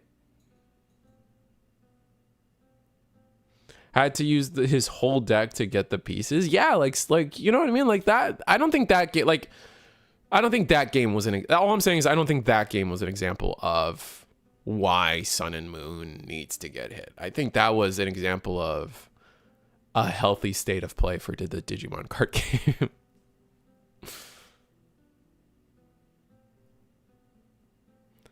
And Purple Memory Boost finding us Dusk.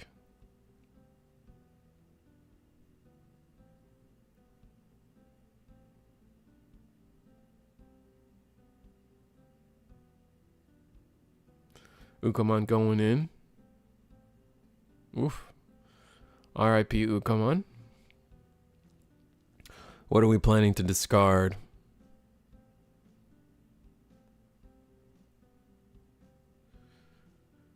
We discard a Nidhogg. We go to 3, and then we can make a...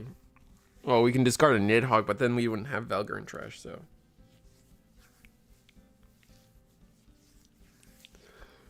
Just kind of cooked, just kind of... Not cooked, but like, just it's just going to be more setup from Purple Hybrid. Kaiser. Yeah.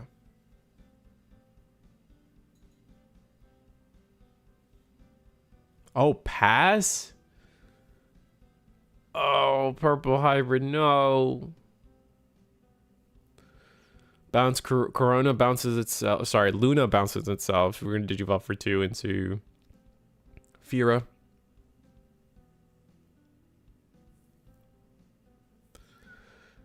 Nice double hit from Fira. Looks like we're going to go for the classic level 5. Oh, no, that's the level 4 in the back. That's not the 5. So we're going to go for 3, and we have to take the 3. And, all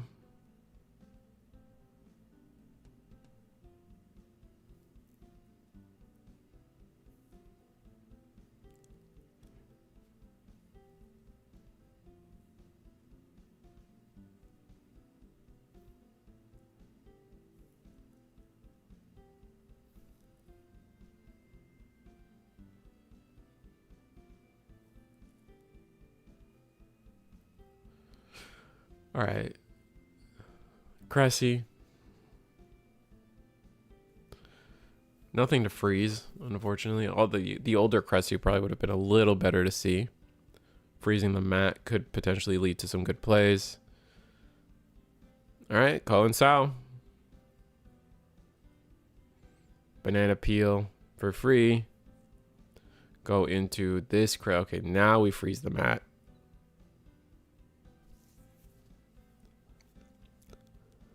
Discard Gatsu.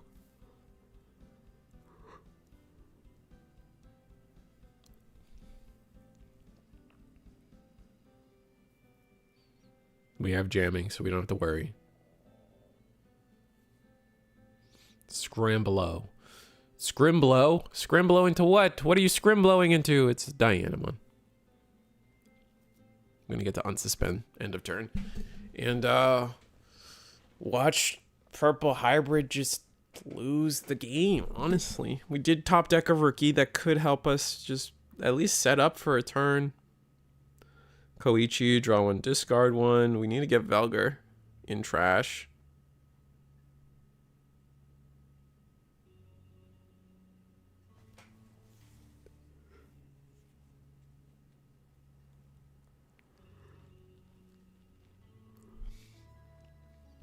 Mirage Burst mode. Yeah, that'd be disgusting.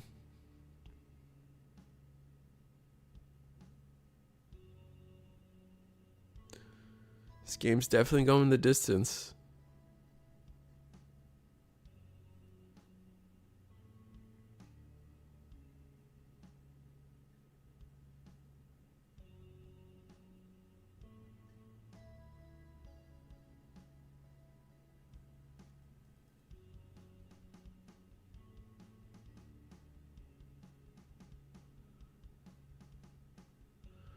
All right, Purple Men boost. Close out the turn.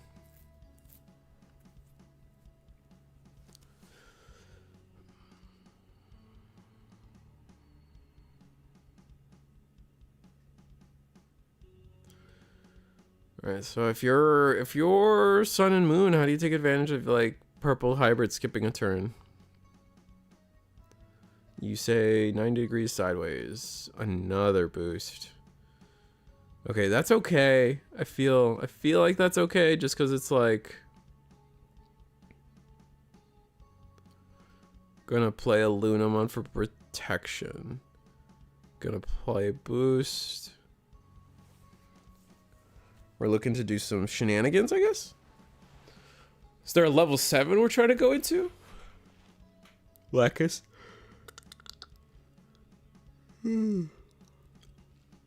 Search top 3. Always grab Tamer.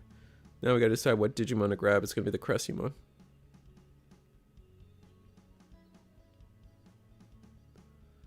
Our bandwidth is dying on the bottom player side of things. Lunamon gained 2 more memory. Back. Gain the 2 memory back we just spent. Do it again. This time for what are we doing? Oh, we're just digivolving into a 5 for 1. For free, sorry. 5 for free.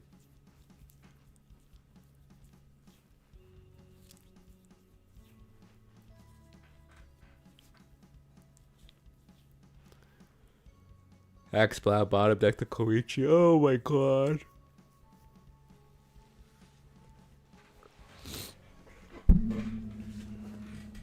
Oh, gonna bottom deck the mat. Oh, do we agree with that, chat?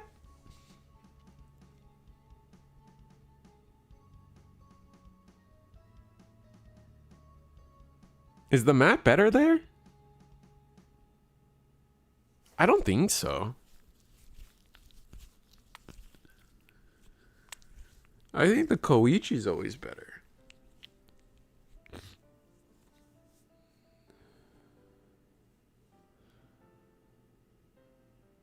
And won't go up to 3 by default?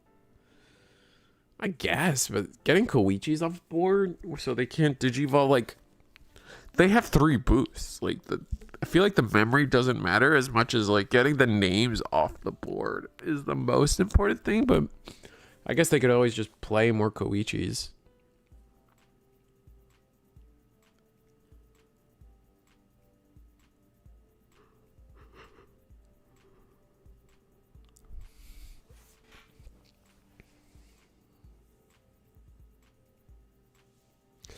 Doesn't care about Koichi because of the hexes. Okay. You know what? I'll give you that. No, that's fair. I didn't think of that. I should have thought. I should have thought. I should have thought. I should have thought. We can superior mode though. I want you guys to know that. We can superior mode the board.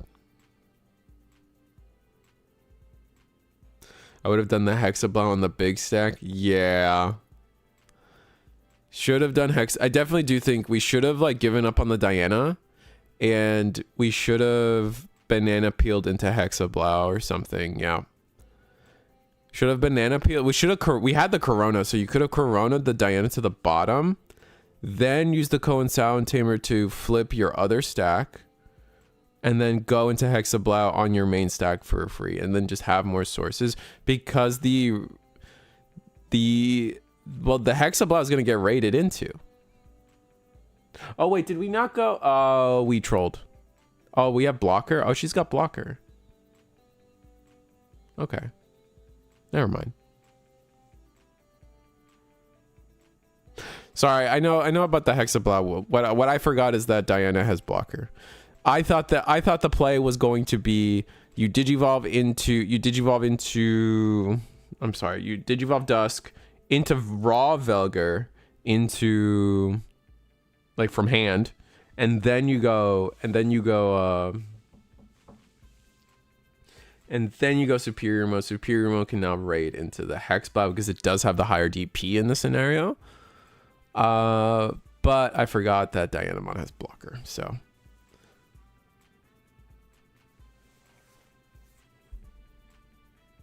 Yeah, I think at the start of this game, someone was mentioning that this is a bad matchup for Sun and Moon, and I'm not seeing it, man. Wait, or was it opposite?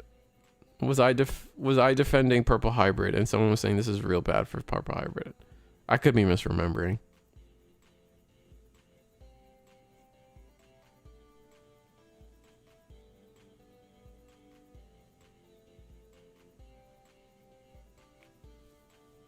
They just have to see Hex. That's fair. Well, because of the inheritables, we get to play our Gallant. Did we draw into this Gallant? That should have been plan number 1, right?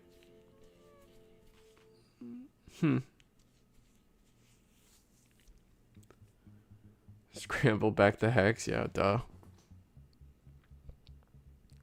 We're just gonna do it again.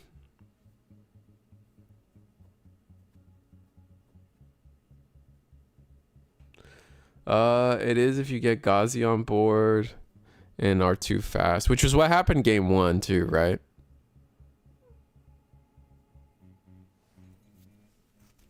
Because Sun and Moon did just scoop it game 1, they just didn't bother. Both players draw a card.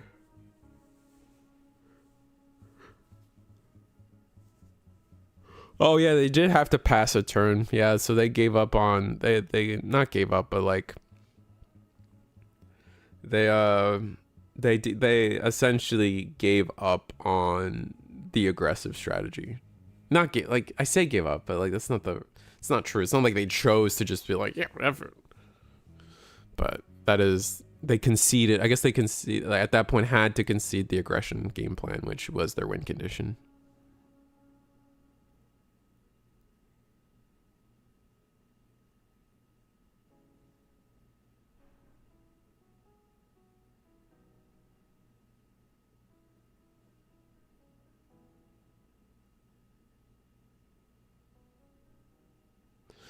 All right, we are going to banana peel our bottom tamer here.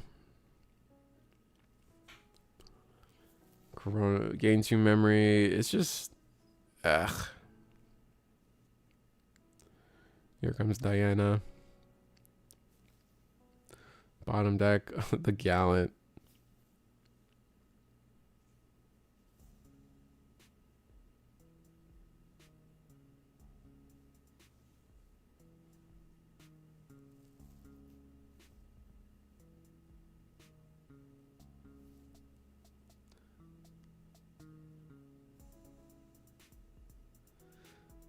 All right, an Apollo, 3 checks, and that's just game.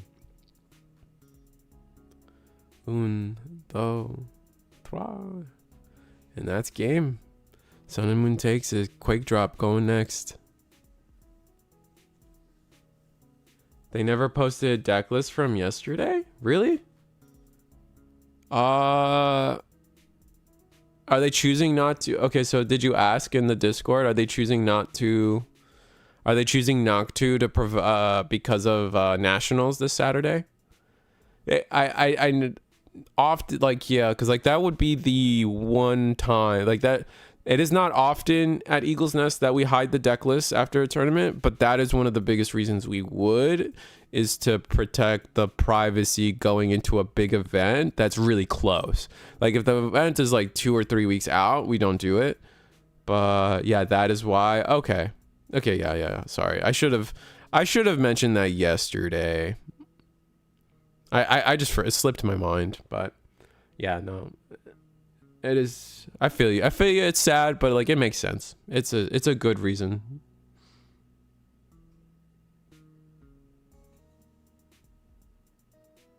Of the Dallas this week. Yeah. Okay. Yeah. Okay.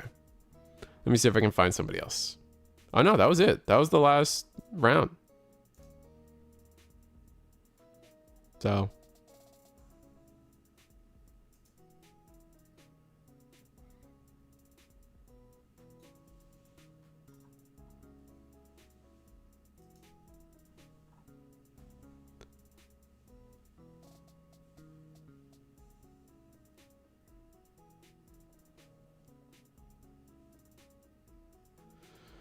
Oh, we got TJ Torres on the screen. Yeah, we're gonna do table 1. It's gonna be Testro versus TJ Torres. The other matchup is so it's tabled. So right now we have Testro on Levia Dog Engine. I actually don't know what TJ Torres is on. We've dodged them all day so far. Table 2 is Mako Killer versus Quake Drop, which is again Mako Killer on Purple Hybrid. I believe, like, because Mako Killer only plays 1 deck, so Mako Killer will be on probably Purple Hybrid. So it's a Purple Hybrid and Sun and Moon Mirror again at Table 2. So we are just gonna watch. We're just gonna double up on watching Tessero, and not watch a back-to-back mirror match, or not like. It's not a mirror match, but a repeat matchup.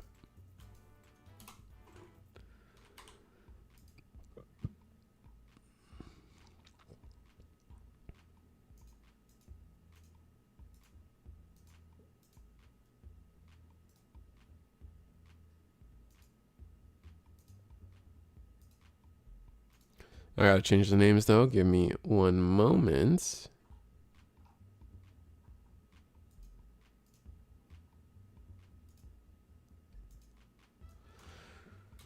We got TJ Torres versus Testro at the top. Testro probably streaming too if you guys want to see their run on his perspective. You want to hear how they're talking. I started thinking about maybe there's a world where like I do a player. This might be too annoying for the players, and like again, I always like want to respect the player experience here at the Eagle's Nest. But I've always wanted to see if we could pull off a player listen in. You know what I'm saying? I'm sure you guys know exactly what I'm talking about. But it's like, it's just like take a break from commentary for 2 seconds and just like listen to the players, like chat and like, you know, stream it. I wonder if that's fun. I wonder if that's something like player like that. I wonder if that would bother the players though. That's my concern. Like, I think it would be fun from a viewer perspective, but I think that would be annoying too. Virus Imperial. All right, so yeah, just more purple, man. Red and purple.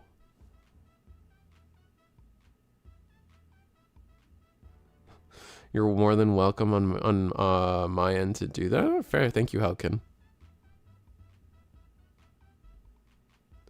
All the sun and moon cards were pushed his way.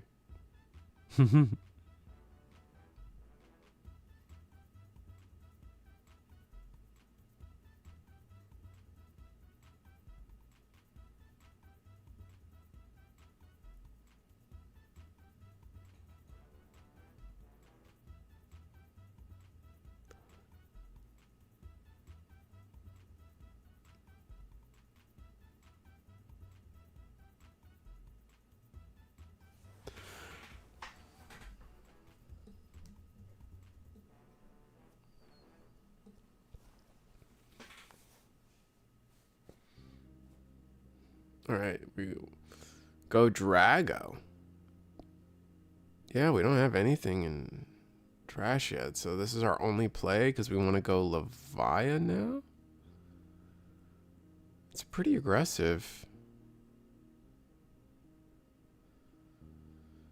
That's a lot of memory to give Virus Imperial. Virus Imperial could pretty easily just full combo if they have it. They have the 5 in trash. Like after that, it's. I mean, to be fair, we are getting a sneak peek at TJ Torres' hand, so we can see. I don't think they have the 4s, which is going to be their struggle. Promote, gonna whiff on that effect. Play a worm. Oh my god. That sucks. They were looking for 4s and just showed green purple worm ones the whole time. Shadra. XV. Now we get to DNA.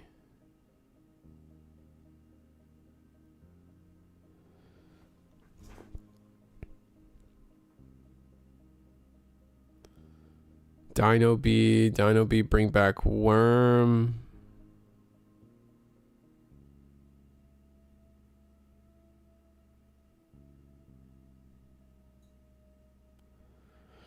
Debating if we want to attack. Oh, we chose to pass on the attack. Levia X is placed. Now we delete odds. So 3, 5, 7. Wait, then in that case, why didn't we go... Isn't the Paledramon in there? Or was it the Dino B the whole time? I thought Paledramon was in the trash, not this Dino B. Oh well.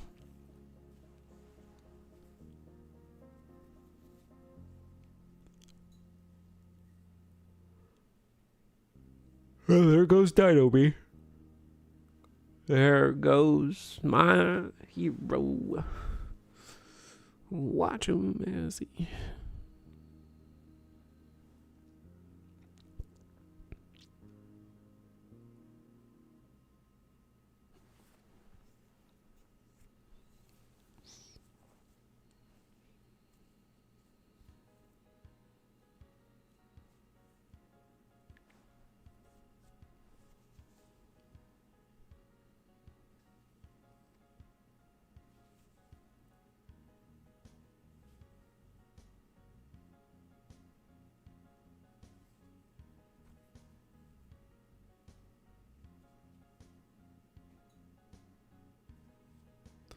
All right, we are going to swing 3 checks into security. Analog youth, we're going to grab the Paledramon. Thought we'd want that in trash. Dang, our security was loaded with stuff. Did you vote for 2? 3 in the back, actually. No, 2. 2.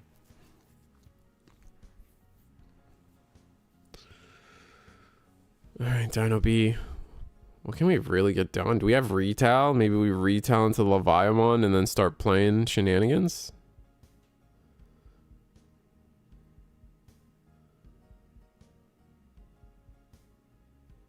I don't think we have retail though.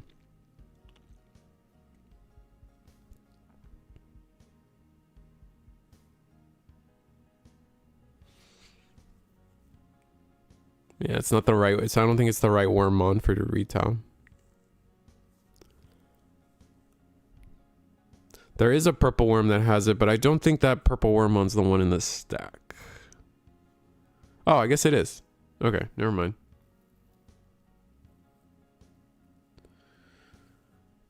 Oh, we didn't have the Paledramon for the to play the rookie. Okay, that's really the problem.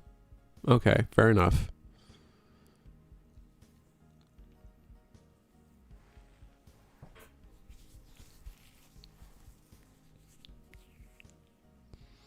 Purple Mim boost, search 3. Ooh, protoform to the bottom. That sucks. What can you grab though? Just grab Dober. Yeah. Gotta promote. Gonna promote Worm. Shadra. Shadra play another Worm. And we have full combo now. It just depends on us having enough memory.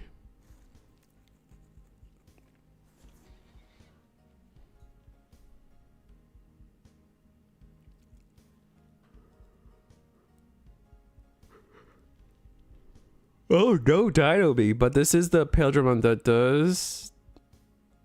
Oh, wow. Oh, no.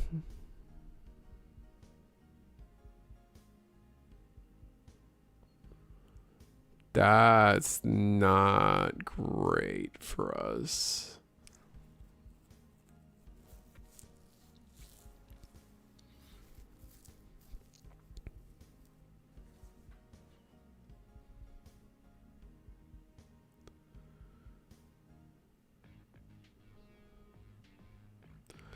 Yeah, I thought this was going to be the EX3 Dino-B or Paledramon.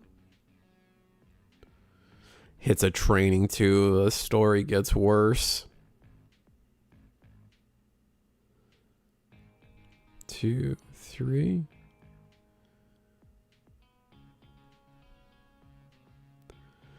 Now we just hope that Testro just doesn't win this turn, because we could maybe come back.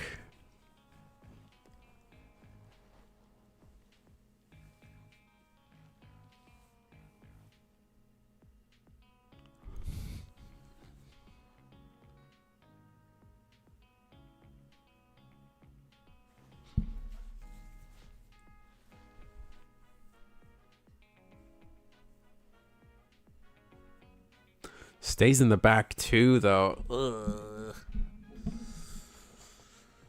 Okay, that might be the concession. I think that like this is like a series of like I want to emphasize I'm optimal for like the greater game, but like in the sense that like these might be the best plays these players have available to them.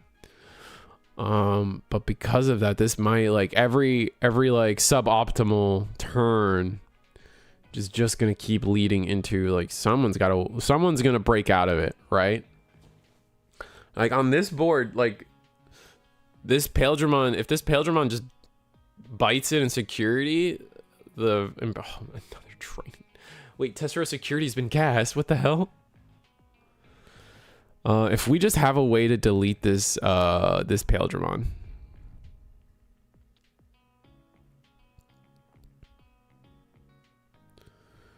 Like, or this TJ Torres. If TJ Torres just has a way to delete the Paledramon, there's a lot that can get done. Thank you, Michael. I like your commentary with a focus on gameplay. Oh, that's so bad because they definitely don't focus on gameplay enough. Oh, we're just gonna go fighter. Does that floodgate? It does floodgate. Let me bring that up. I think the DNA condition is all the burning stuff, like burning your security. But I think the floodgate is baseline. An opponent can't play when Digivolving. Your opponent can't play Digimon or Tamers by effect until the end of their turn. Then, if Dragon Mode is in this Digimon card, Digimon trash your opponent's top security. Yeah, so the trashing effect is the DNA effect, which is crazy to me. I feel like they keep getting some of these effects backwards.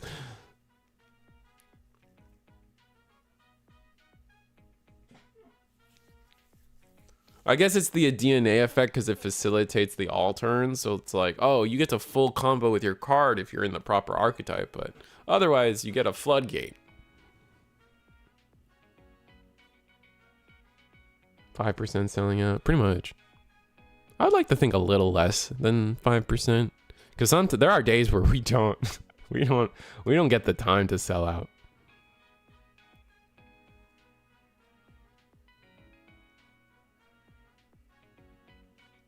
That's true, Michael. Every time, I think that might just be true. Every time I spectate you, you win. Which is kind of nutty. You have like the most insane high rolls when I stream you. It is ridiculous.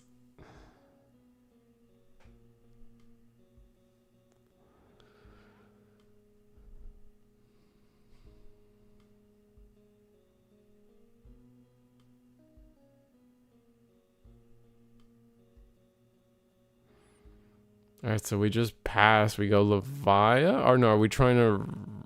Oh, we're just dead, and we don't have any on deletions, right?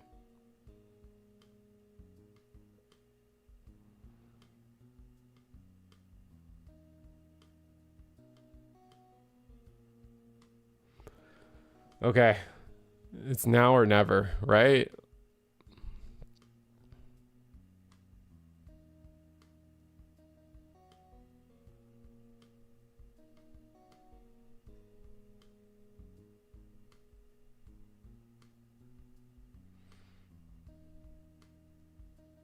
Oh, this is gonna be so much memory for Testro, though.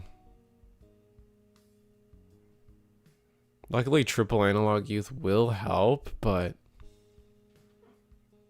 yeah, I think TJ could have. We would have been in a better spot if TJ digivolved one of those green Wormmons in the back instead.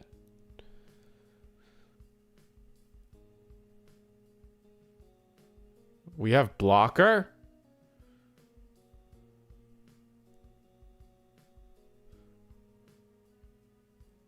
Did we on play something that gives us blocker?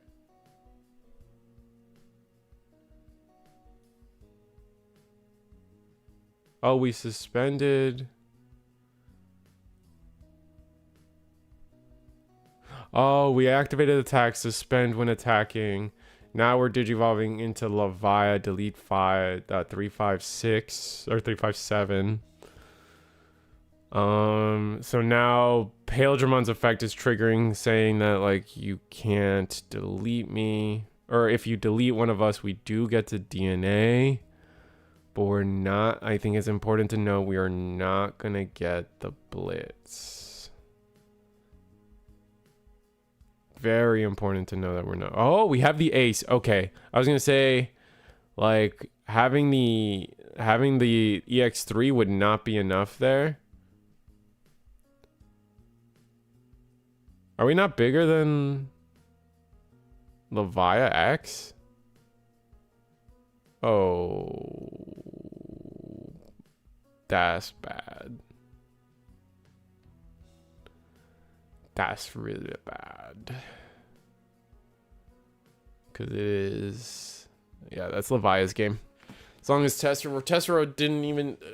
maybe they trolled? No, they have 5 memory.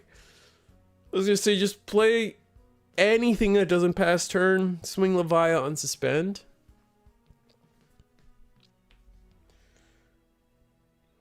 Yeah, I genuinely feel like it's this simple. We're gonna digivolve into Dober. What if he has Galamon Ace? That would be wild. That'd be insane if they have the Ace. I lose the game every time. In no universe would I. What about Blast Mode Ace? Why is it always Crimson Mode Ace, Michael? Huh? You think of that? You want to get on me? You're always forgetting about Blast Mode. We got plenty of trash. You use the hell out of that card. Go crazy. Sicko Mode even.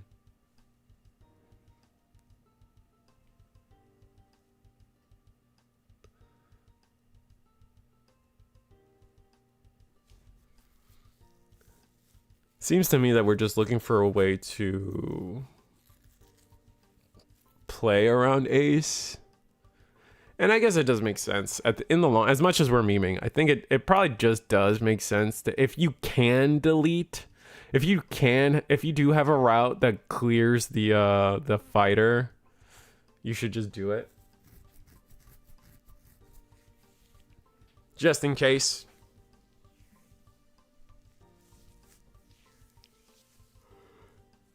Even though this route almost loses to Jack Raid in security.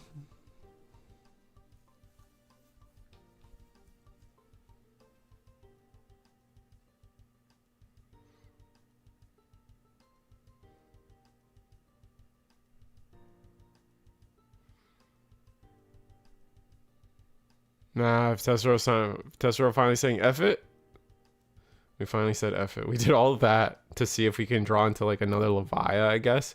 Because there is overflow memory to be had. And oh, that's where they were. The Shadramon's insecurity. I think that was our biggest issue this game. Like, not our biggest issue, but one of the things that was really holding Virus Imperial back was they weren't seeing their promo Shadras. 2 of them in security back to back is crazy.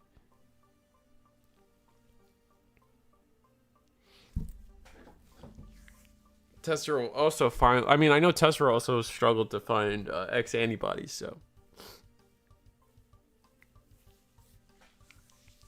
In this scenario, the promo Shadra being a little more crucial to it all.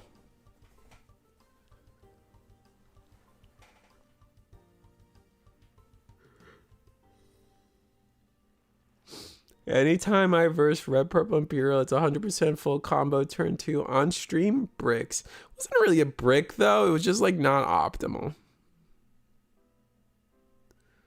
So no Eagle co-host today or yesterday? Yeah, I've been a pretty bad streamer. I just haven't really gone out of my way to look for people.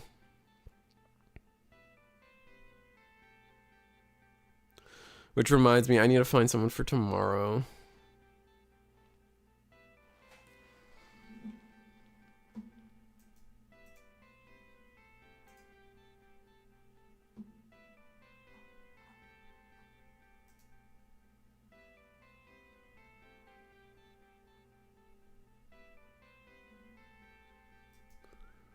We'll see though.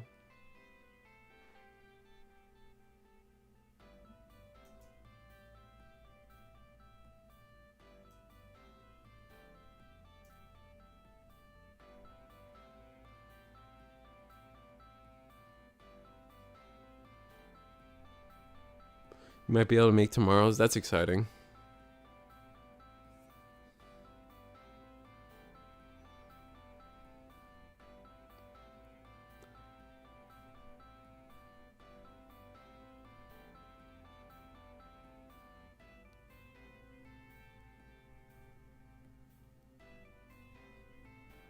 Alright, well,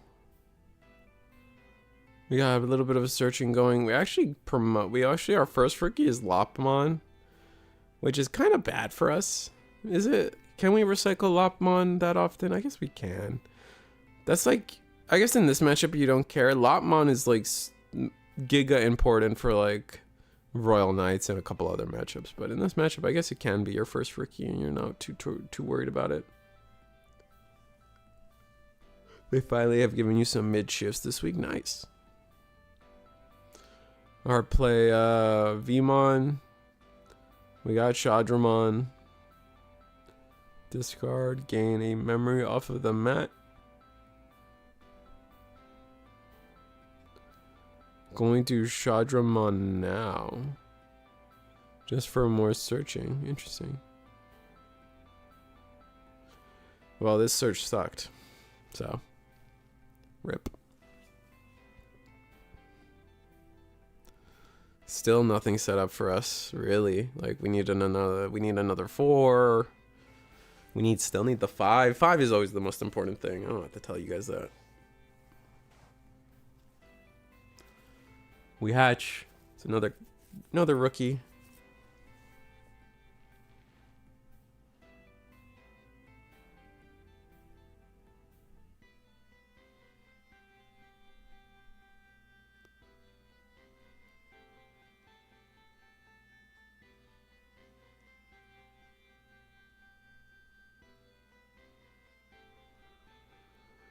Going to pop the training to go into Dober X, so giving up.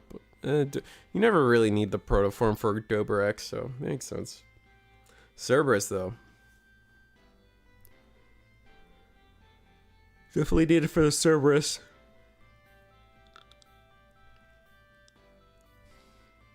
Or just normal Cerberus, but those ratios are always awkward. Scramble. Giving up on the Cerberus X again? In terms of the X effect, sorry. Probably gonna see another Levia play. That's been Testro's go-to, is just get to the Levia. That is the utmost important thing.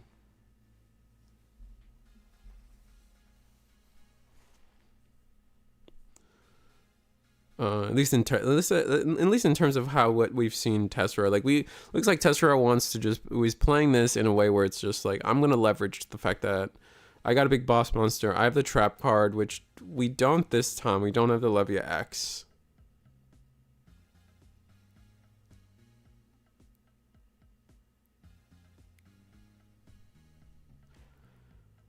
Oh whoa, we're gonna attack. Oh, it's to the warp bot. Okay.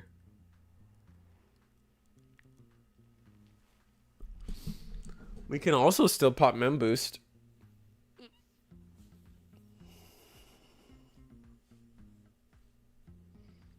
Ooh, wow. Delete Tamer. And not going to proc the 7th Lightning. Interesting.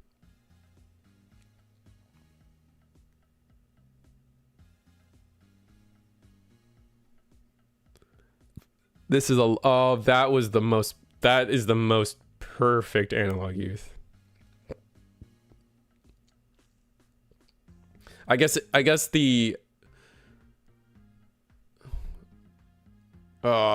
like we needed technically the most perfect analog youth would have required the most perfect analog youth would have been a 3rd Digimon, so we could get the 5 and the 4 in the trash right away right there, but beggars can't be choosers, right?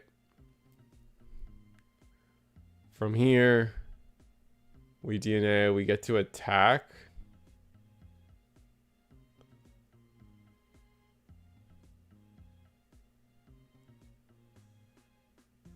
Then we go end of turn DNA. Fighter mode swing. So that's going to burn the security. Are we at least bigger this time? We should be. Or we should be as big, yeah. And then that's the check. 2 checks. Protoform to hand. Ooh, that could be the thing that puts Testro on the map. Well, can't play by effect, so that might get rough. Like scramble, we can scramble back the Anubis or Leviathan X, whatever piece we may need, but we're not going to get the on-play effect. Looks like we're going with Dober X.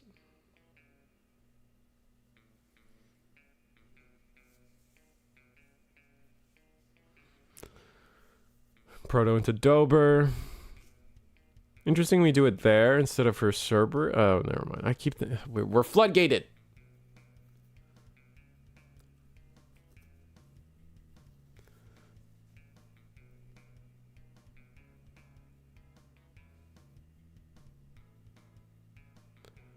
But fighter mode, just staring us down. It's not too scary. I mean, there is partition, so we'll see if Testro can account for. I mean, I hate my word. I hate wording sometimes because sometimes I feel like, let's see if Testro can account for partition, and it like I feel like half the time it comes off as like, I wonder if he's good enough and skilled enough not to forget. It's like, no, I definitely think he is skilled enough and practiced enough to not forget partition on the other side. It's more of, do the cards in his hand allow for that play line?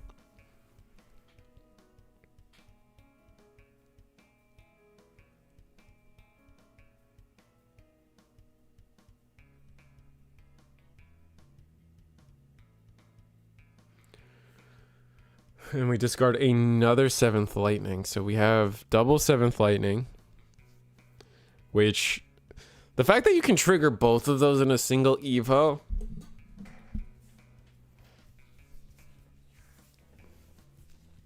I feel like that's problematic.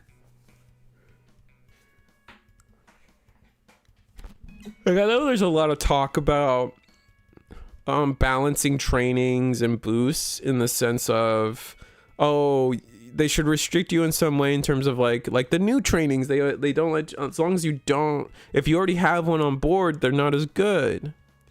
And I'm like, yeah, that's fine. That's good. That's a take. That's fine. That's probably a good way to balance it. I feel like using them should be one, like the delay effect should be once per turn. You know what I'm saying? Like a hard once per turn. I think the Yu-Gi-Oh nerds call it. Like resolving double delay training is kind of gross, right? Double, I still remember, was it 7th full cluster? Like they go into Beelzemon X and there's like 3 of them in the trash and they're like, all right, no, I'm gonna delete that guy and that guy and that guy and that guy. Like I feel like maybe delay effects should be hard ones per turns. Maybe that's something. Maybe that's something worth conversating about.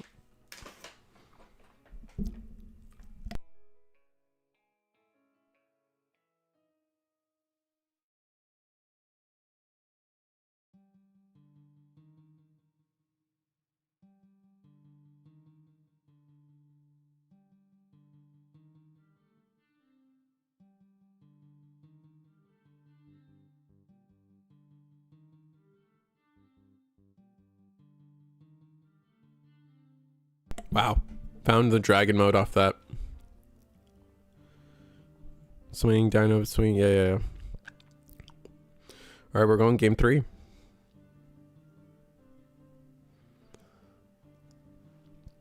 You know what? I'll be right back, chat. I gotta get a drink or something. I'll wash my face, wake up a little bit.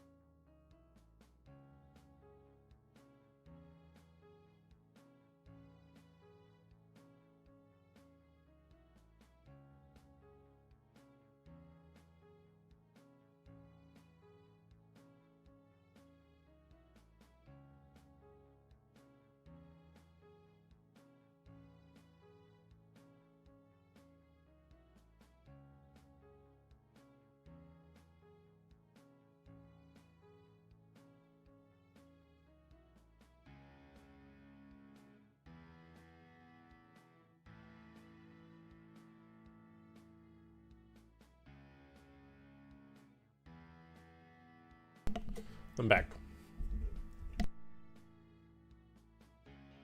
If you're Testro, do you go first or second? I'd say first, but because you want to. It seems like Testro really values getting like that Levia and the trap on board ASAP.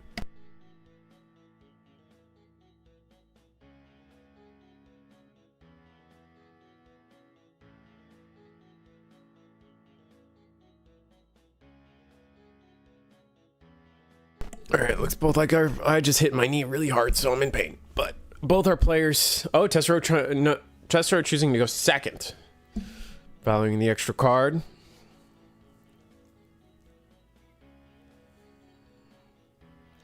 And our Wormmon search doesn't really help us too much here. Getting the second Wormmon in trash is nice. So now we're in a good cycle. I'm gonna go Dober X. Testro just not even like caring about promoting, just raw. We see this every time. Raw digivolving in the back. Again, just rushing the Levia X.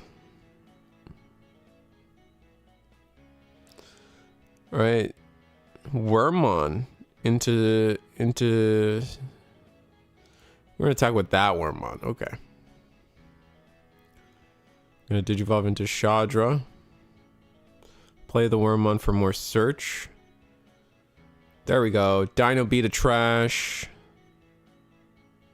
Dragon to hand. Bottom deck that green Wormmon. Shadra, Digivolve. We get to go Dino B. Wow. Yeah, this is...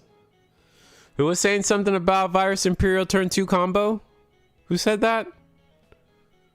Y'all said... You said that out loud, too. With your chest out. Yeah, this is definitely going to be turn 2 full combo. That's... No, wait, almost full combo. Almost. Just short of the full combo. Yeah. But we do have calling in hand.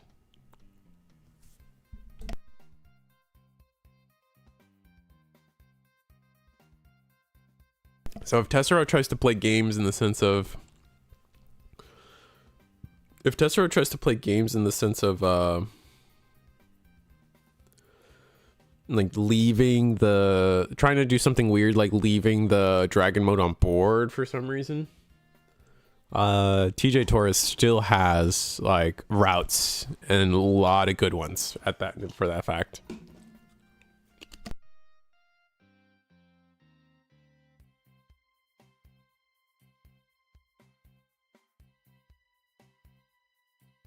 Levia X and trash is huge.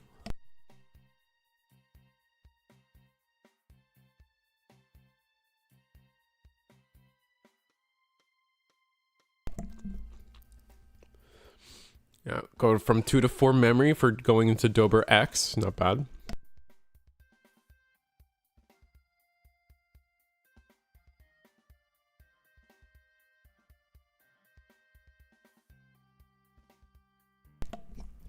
You're thinking about using your black base Machinedramon or my DM Chimeramon, or if I get the rest of my cards, Geo Phoenix. That's fun.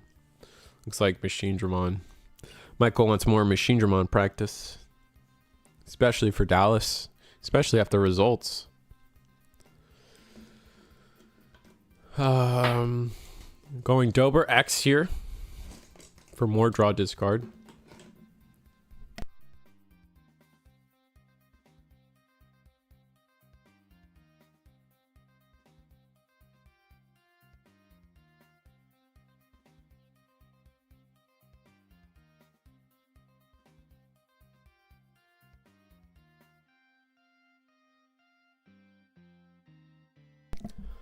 Yeah, turn 2, that's so mean. Turn 2, Floodgates, oh my god. Floodgates just aren't fun, man. Everything about Virus Imperial is fun. Like, it's a cool deck. And then And then they add that on top of it. I'm just like, all right, it's just toxic now.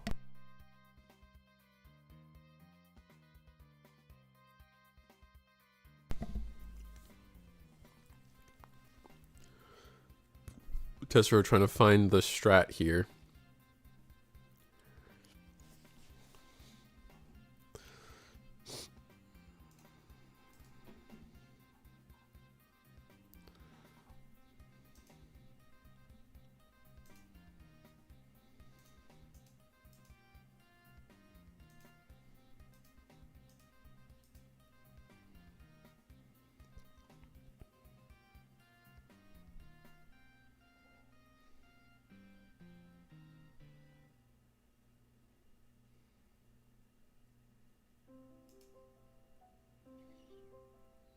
We went Anubis. We went Anubis to play the the Gabu, which got the Levi X in trash. No, Levi X has been in trash, I think. Yeah, and like I was saying, if Testro tries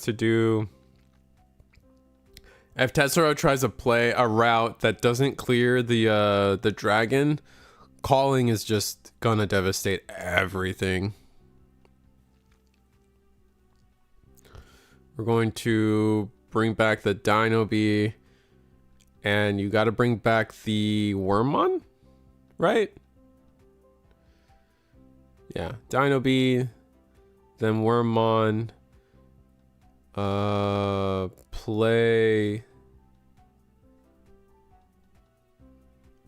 Looking for the draw. Looking for the dig. That's a dig for the fighter mode, is what that is. Digging for fighter mode, still no fighter mode, and then saying F it, we'll find it in these draws. We'll find it in the draws. Digivolve. Still no fighter. One more time, fighter. There we go, that's game.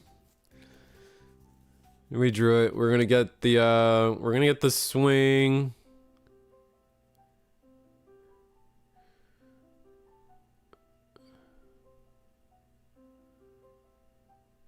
I wouldn't even swing. Do we not have end of turn DNA? No, we do. Okay, yeah, we do. And then that's when Digivolving. Blitz.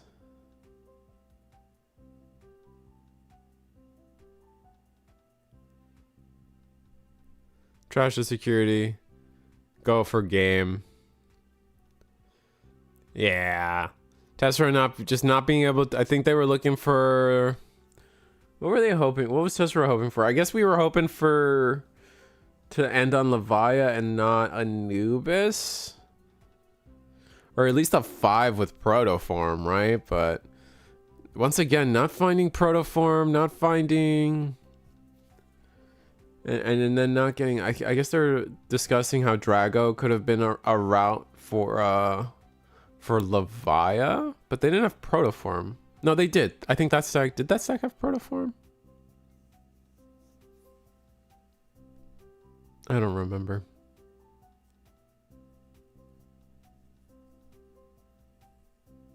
High-level floodgates are toxic because they are harder to deal with compared to rookie ones. Well, it's not even high... Like, okay, so, like... Okay, so like... Yes. Not wrong. There's an additional layer to it where it is even if you got rid of the fighter mode, the floodgate is still active, right? I think that is like that's the level above, right? Like it's easy to remember, oh, Hexablow I can't suspend, but if you get rid of the Hexablow, you're no longer floodgated. So then it becomes like, all right, my level 6 floodgated you, and even if you kill my level 6, it doesn't matter. Like the ambient floodgates are really what I think are not good for the game.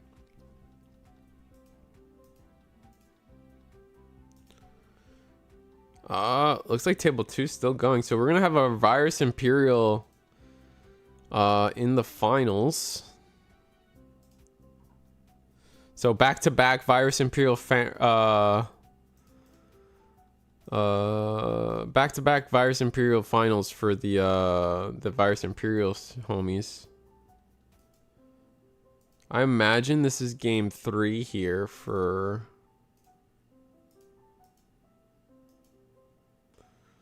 Make sure the memory markers touch.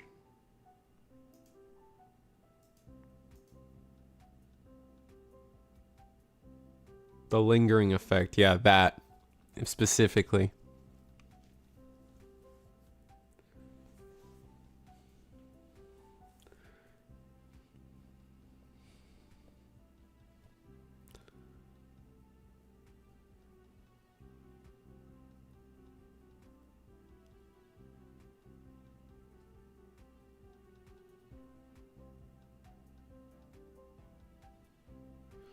All right, Cressimon.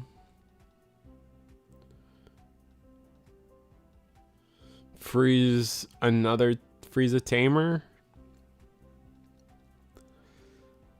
Discard the Diana to Frieza Tamer. Yeah. These aren't the right names anymore. We don't know who's gonna be...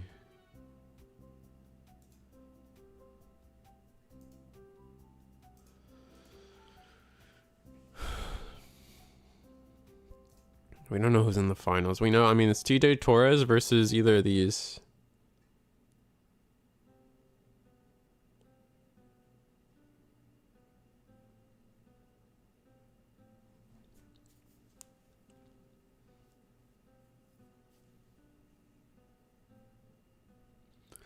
Rivals Barrage first check. Well, not first check, but...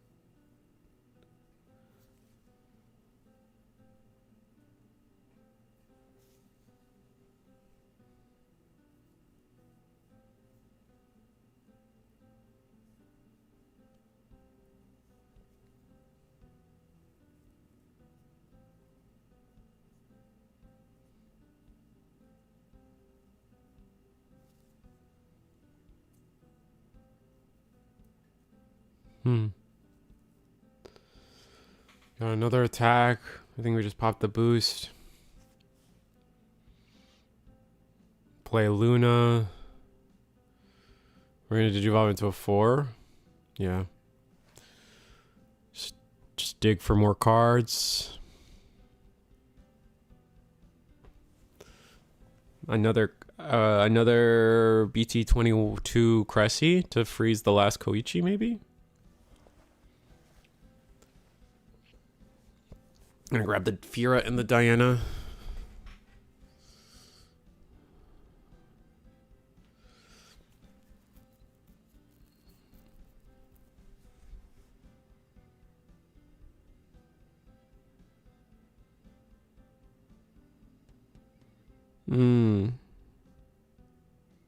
On play.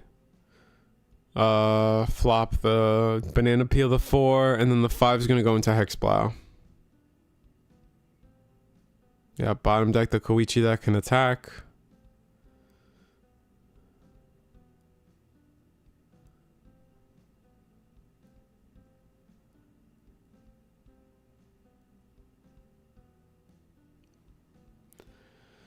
And yeah, Hexblow ends the game here for the most part, I think.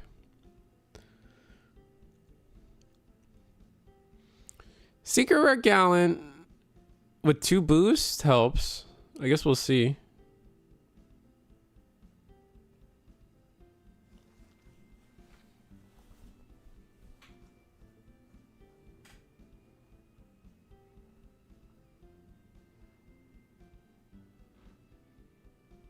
Look, it is a high level floodgate, but at least this is what I'm talking about. It's like this one, if you got rid of it, you can play the game.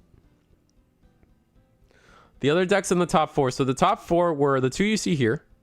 Purple Ivory versus Sun and Moon. And then the match we just watched, you can go to the replay. It was TJ Torres on Virus Imperial versus... Oh, man.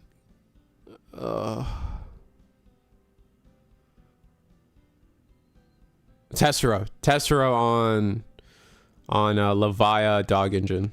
Levia Dark Animal. Thank you, Morgana. Just back-to-back early days for me, man. This week's gonna be wild. This week's a busy streaming week for your boy Risu. Well, not streaming week, but well, yes, streaming week plus Dallas. Dallas obviously is not a streaming thing, but it's definitely an event that keeps me busy.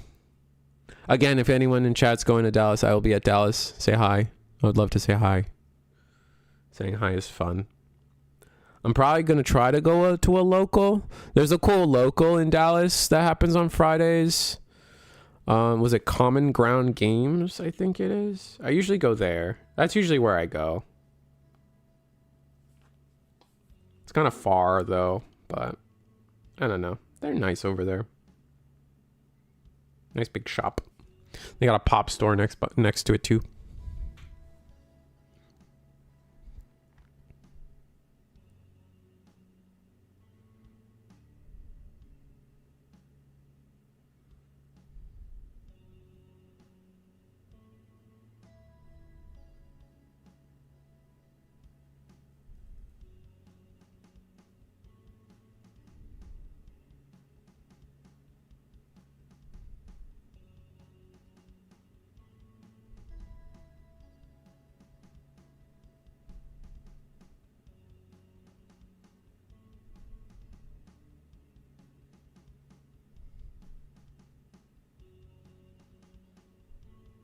And here it is, Gallant, like I said. Unfortunate that we just didn't have enough cars and trash to really make him free, though. What is it, 2 per 5? So 2, 4, 8, 2, 4, 6, 8. We reduced it by 8, which is still 5.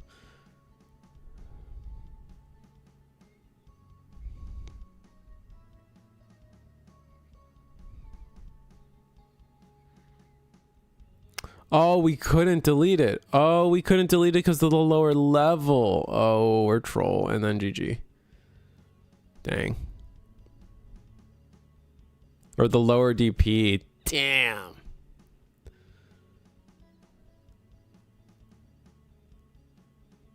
Really well done protecting our Hexplow there. Crazy stuff. Crazy work. Really needed promo Gallant. Really needed to see promo Gallant. We did not see promo Gallant, unfortunately.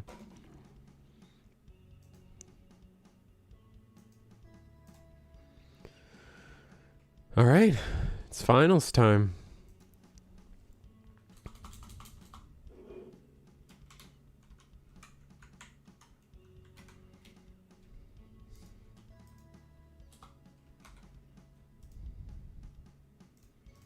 TJ Torres versus Quake.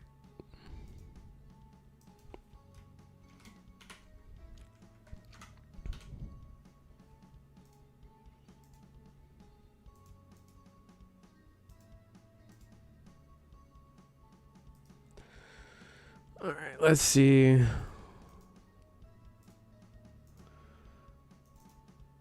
Back-to-back matches. This is good. I am probably taking a nap after this chat. I am probably... Oh, they're doing a deck check. Okay, they're doing a deck check. That means I gotta stall for time. How do we stall for time, chat? Look at my Charmander PJs. They're so adorable. Look at them.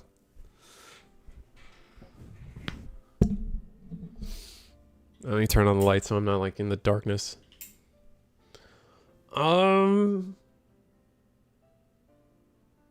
Yeah, Dallas. Dallas is gonna be fun. I hope you guys go. I hope you guys say hi. Panda's gonna be there. Panda, Eggman. So I'm going to hang out with a bunch of people. Oh, speaking of which, so you have Mana Culture. Yeah, it's the Lay's chips, isn't it? Oh, I built one of my little Gundams. I got like this a few years back. I got this like Guan Yu, like SD Gundam. He's even got a beard. Like you see that little black piece on his chin. Yeah, he's kind of cool. This is a spear. You can hold a spear.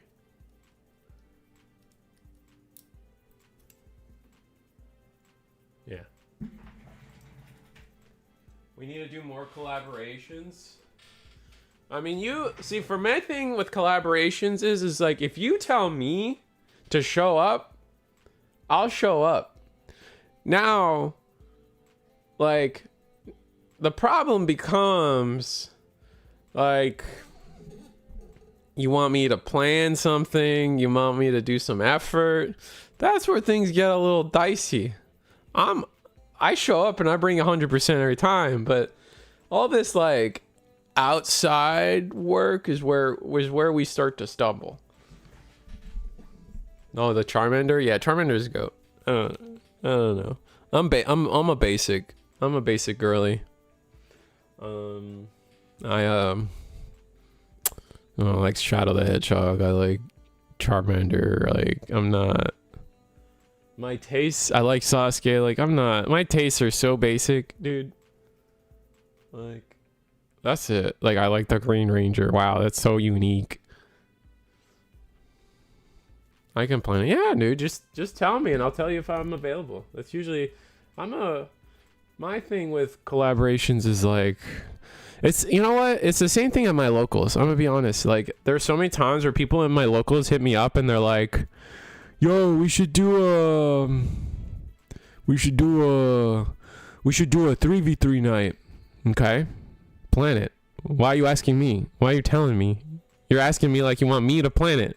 I'm not planning nothing. You want to do a 3v3 night? I'll show up. I'll find teammates. I'm not scheduling nothing. Although I feel like planning a 3v3 night at your locals is like a bad idea. Also, I need to shave. Holy. I hate getting older. That's one of the worst things about getting older is having to shave so much. But yeah, like, maybe it's because of the YouTuber thing, but like, people come to me and they're like, "Oh, we should do a jank night." Okay, go ahead and plan a jank night. Like, what are you asking me for permission? Like, I'm not gonna plan nothing. It's not me. I'm not a planner. I show up and I do things. Our players are in a deck check, by the way. That's why we're stalling. So.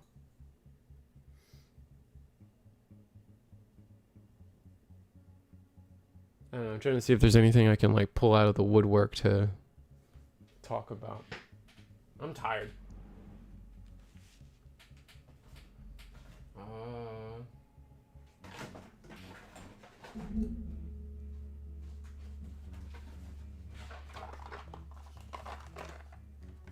I still have a box of Set 1 Grand Archive.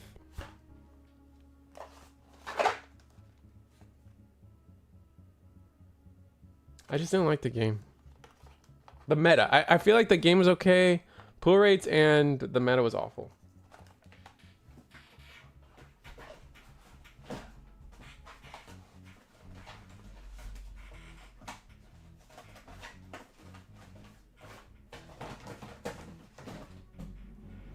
I hear it's gotten better though. I can plan everything. Luckily I'm a planner. Yeah, I'm not. My wife is a planner. I can't. I'm so like, it's for me, it's just like, I'm just happy to be there, man. I'm like, I just go with the flow. If something inspires me, just go do it.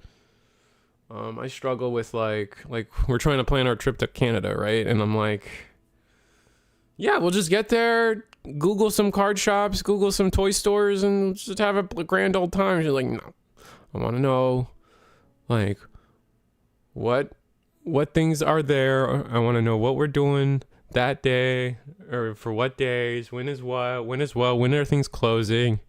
And like, this is, I'm not God love my wife. I'm not trying to go from a nagging. It's just two different people. It's just two different mindsets is all it is. It's just, there, like you said, like, it's the people that plan, and it's the people that go with the wind. I am one of the people that go with the wind.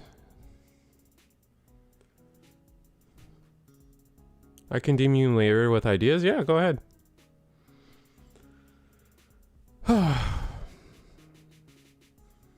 But yeah, no, it's gonna be Dallas is gonna be fun. We got Digipanda going, Eggman's going, I'm going. I imagine Momin and all them are going.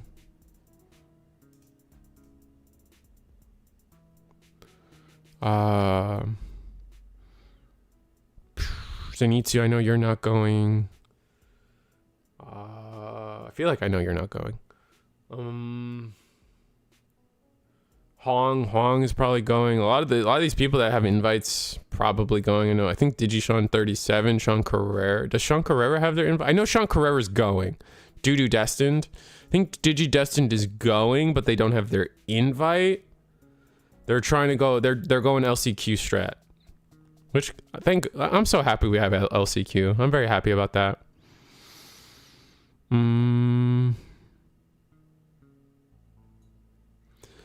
LCQ strat. So Hong. Those are the ones that I know. A lot of Hyper Coliseum's not going. Like Jarrell will be there, but he's a judge, so. I know Hyper Coliseum's main plan is to go for Las Vegas. They're trying to do a big Hyper Coliseum the boys trip, if you will. Very sexist of them, honestly, but it is what it is. I'm joking, by the way. That was a joke. Man, the content creation space is kind of small now, huh? Curiosity's not going. I think Ride My Avatar is also done with all that kind of stuff. Is Avault going? I know Avault has their invite. There's a good chance Avault goes, which is exciting. I've never gotten to meet Avault. Who else?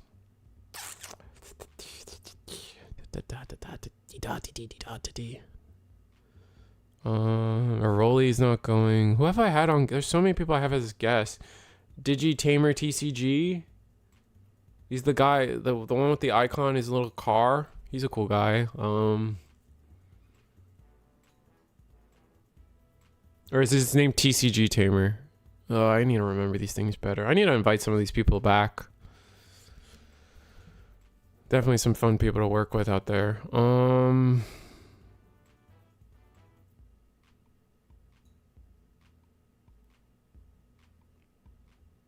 Oh, what's his name? Antics is probably. Antics is local though. There's a good. If he's still playing Digimon, he's probably going. I'm still stalling for time. Don't worry, you're not missing anything. Just a reminder. Antics is a blast. Like Antics is so fun to hang out with in the sense that like he's on the older side, like I am.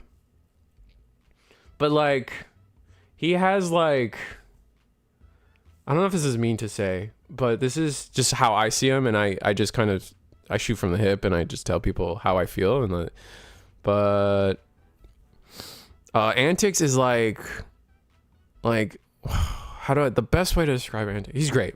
Well, number one, I love Antics, but the best way to, he's got like white girl astrology energy.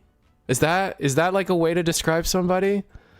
Like one of the things, like one of our first conversations was like, oh, what star sign is you? And I know I'm a Gemini. I'm a Gemini, but I'm not. I'm like in the like this weird like amorphous blob because astrology is not a fixed science, right? I could be a Taurus depending who you ask, and then most of the time I'm a Gemini. But he asks me that question, and I'm like, I'm a Gemini. He's like, oh yeah, that's why we get along. He had that energy, and I'm like, that's so funny. Like, and I'm not like, believe what you want. Like, I love Antics. It was just, he's got white girl astrology energy, and it's a joy every time.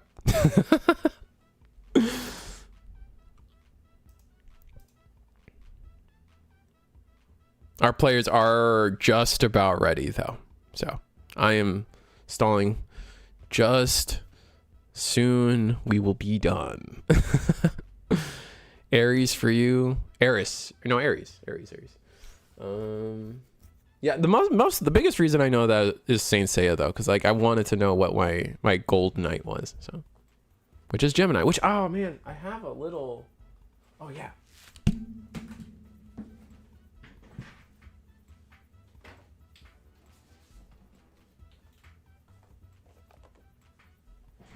Gemini figure.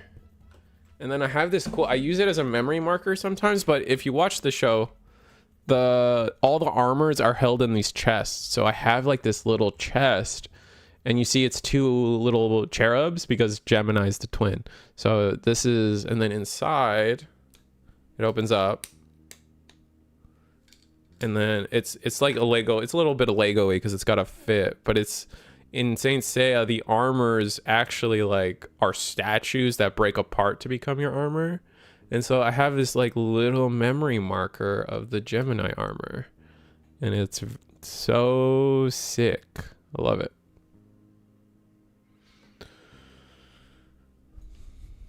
Fairy Tail for me is how I learned it. Oh yeah, because that one girl, the keys. I don't even remember what the key of Gemini did for her. GF says I'm a snake, but I'm a Torres, so I don't know. Well, have you taken the Harry Potter test?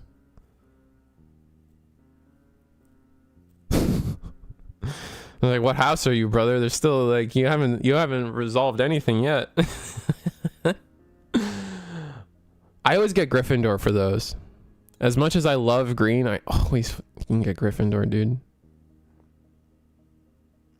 Lucy is best waifu in that show.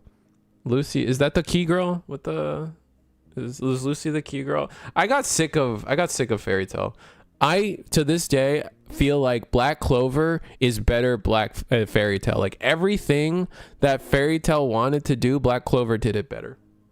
In my opinion. I don't know if that's a hot take, but that's my take. Like I got sick of like the meme of like, oh, the fire Natsu like, oh, he went sicko mode with his fire and her clothes burned off again. Look at that. Wow. Like, oh, I don't know. And they're like, their version of Power of Friendship just did not work for me, where in Fairy Tail it did. Like every time, like, oh my God. Have you guys ever watched Black Clover? Like the one scene where there's two brothers and they both have portal powers, like teleportation powers, we'll say. And they both teleport, but one's way more offensive and one's the like reserved nice guy. The reserved nice guy is the one on Black Clover team. And then the brother is like aggressive and evil, air quotes. Well, there's a scene where the aggressive brother is clapping the nice guy, and then there's like literally a moment where he's about to kill him, and then the whole squad just shows up at this guy's throat. That's one of the hardest scenes in anime, and like in like the past, like, I don't know, I have not seen a harder scene than that in like, I mean, I don't watch a lot of anime right now. Like the Black Clover, My Hero are kind of like my last hurrah into watching most, if any, anime at all. You will fight me on the anime debate. That's fair. I don't really have hard opinions about anime. I'm just like, brother, that's how I feel. Are we still waiting?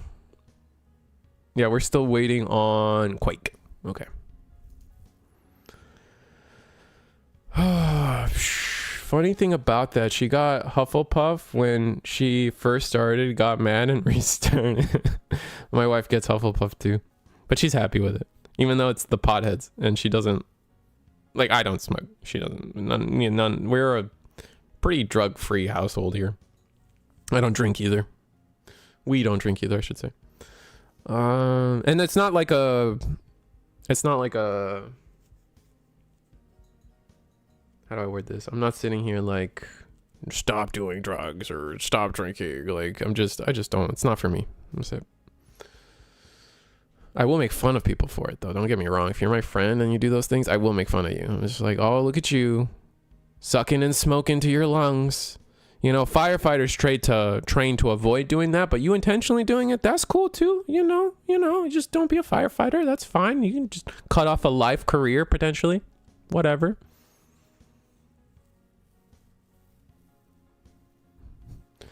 Gemini can transform into a copy of people. Oh, okay. Oh, that's fun. Then it's a star suit power that I don't remember. Black Clover is ruining its ending. Also, Asta is awful. Asta gets better, number one.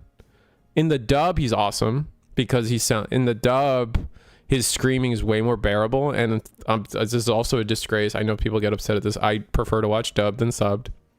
Really don't care on people's opinion on that. However, I think his screaming is infinitely more bearable on dubbed than subbed. And then, is it ruining its ending? I mean, like, they're doing the whole like anime over the top, like megas, like not literally, but like, you know, super Kurama mode, super perfect, like Naruto, like think Naruto. That's somewhat what's happening. It's like somewhat what's happening to Black Clover right now. And I'm like, if Naruto gets away with it, I mean, Black Clover is literally like, I'm gonna be the Soul Reaper Pirate King or Pirate Hokage. So I don't like. It was what we signed up for. You know what? Now that I think about it, it's crazy that all three of the big three all have some type of king. We have the Soul King for Bleach, we have the Pirate King for One Piece, and then we have the Hokage, which is kind of the king in one Naruto. Quake Drop is restarting his PC. Okay, thank you, Michael. Oh wait, we're good. We're starting. Okay, sorry. What is this, round 5 technically? Whatever. Top 16, top 8, top 4, no, this is round 4. This is right.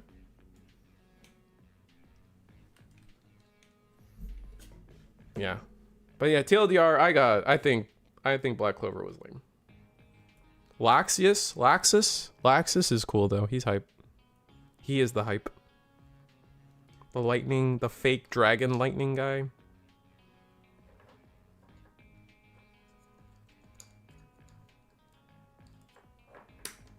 I forget what it's called. Artificial dragon eater, or something like that. It's right, the Dragon Slayer. I wanted a pop of him. I have like a whole. I want to have like a little shelf of like lightning boys, or lightning homies, I should say, because there's some. Is there lightning female characters? I guess Yoruichi. Does she count though? I don't know. I don't know if it's actually like lightning or just like more soul energy. It's weird. Anyway, Virus Imperial starts. TJ Torres. I have a text message.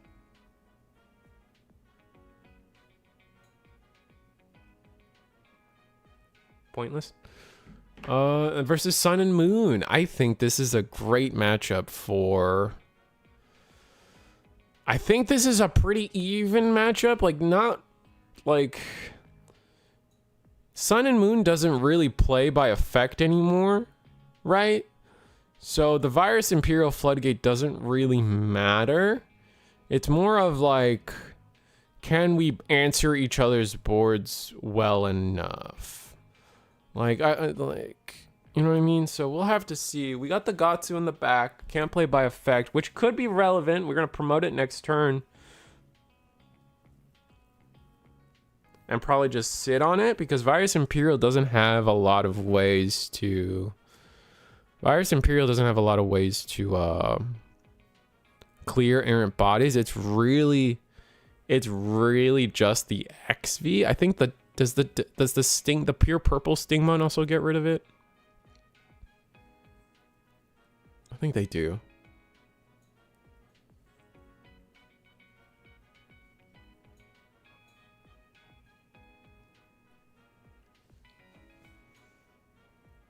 All right, we're gonna promote the Gatsu, and I don't think this Gatsu is leaving the board at all, ever. Not one. Oh, okay, never mind.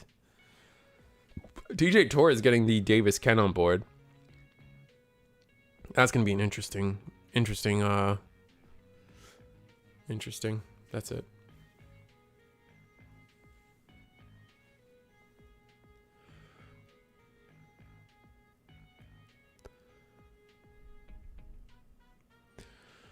No, it's not uncommon. Definitely see it. Like, definitely have seen it be used here and there. Sometimes I feel like people shy away from it because it is kind of bricky.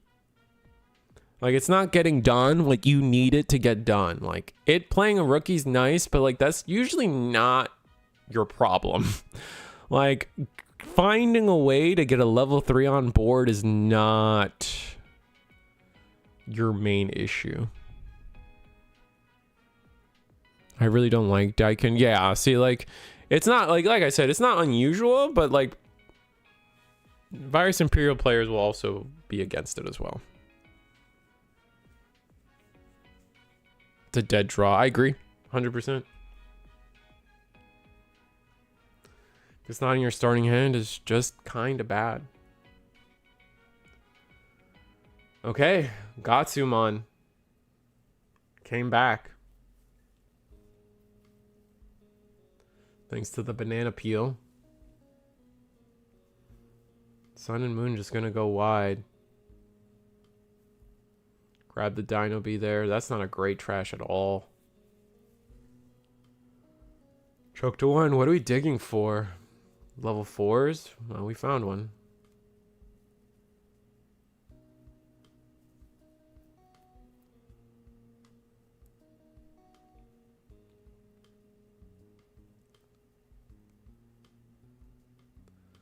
Yeah, I mean, honestly,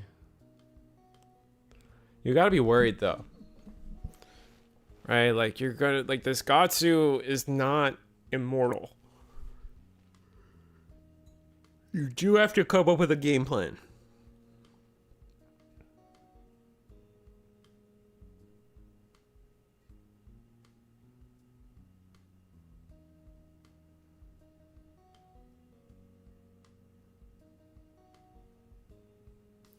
All right, we're deleting the Vmon.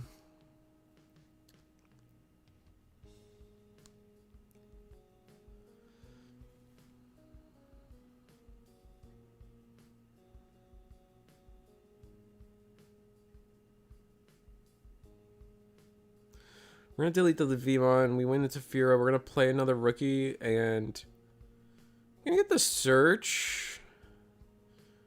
Or did we play the Lekis? I don't remember at this point. Going to swing the Lekis. Lekis survives. It makes sense. Do a little bit of chip. Next turn you have lethal.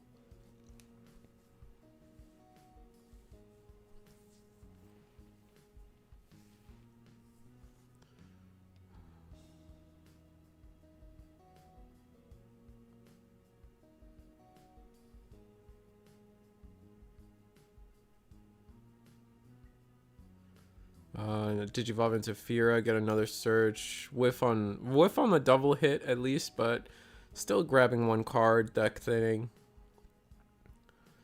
Juggling our cards was interesting. I'm joking.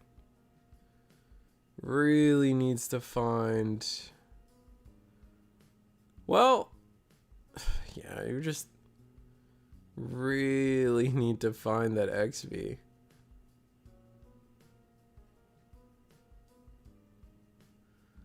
Yeah, this floodgate is stopping a lot right now. Wormmon. Digivolve. We could Davis Ken for one memory.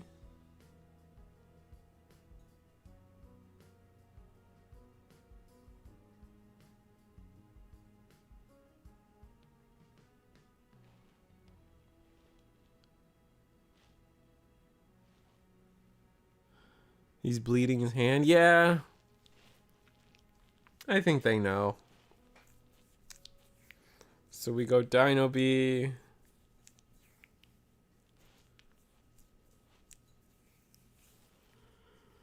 Discard a card. Memory. Nice. We're not going to Davis Ken?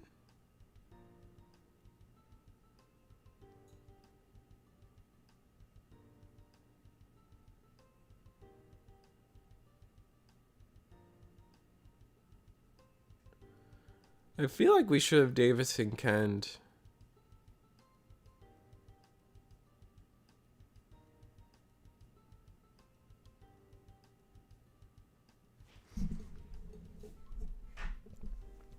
My vote is for TJ.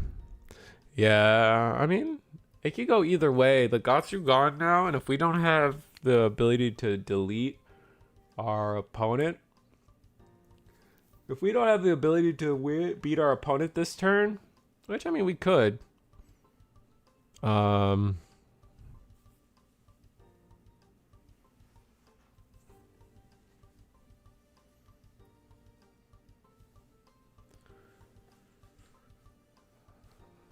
We definitely lose to like a bunch of stuff, so we'll see where it goes.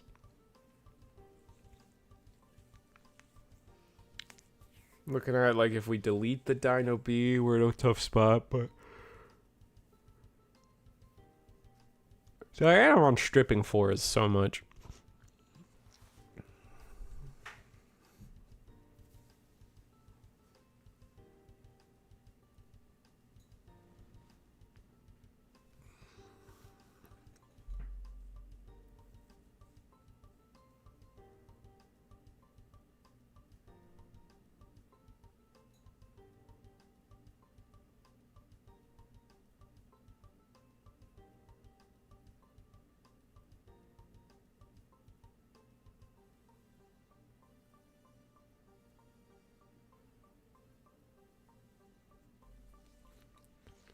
Oh man, I'm more tired than I think.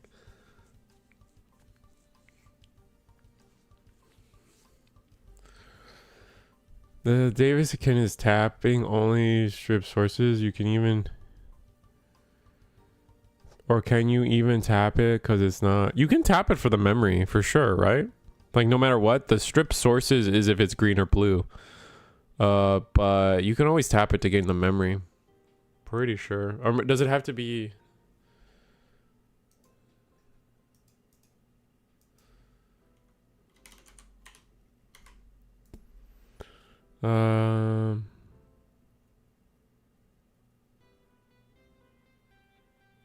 Oh, you would never get, never mind. You never get the memory. I thought you did. Yeah, I don't like this card. Never mind. I take it all back.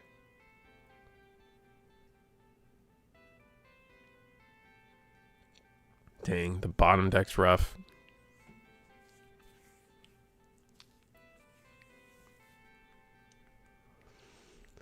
It's okay though. Virus Imperial can still win. I mean, kind of thanks to the Davis and Ken, Virus Imperial can still win.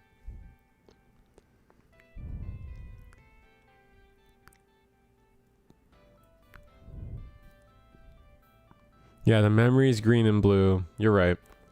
And then if DNA, you get the sword strip. So I was wrong.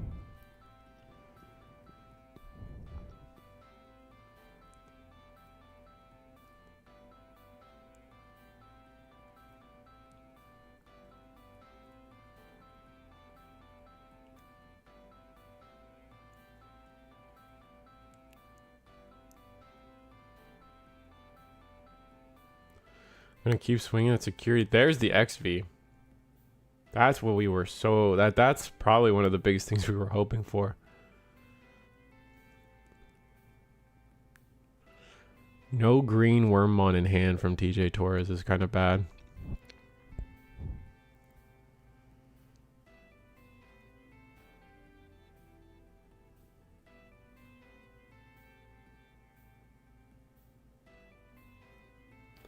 Digivolve into Lekis. It's gonna be draw 1, 2, 3. Gets a like not the double hit. Whiffs on the light fang. Gets Nightclaw though.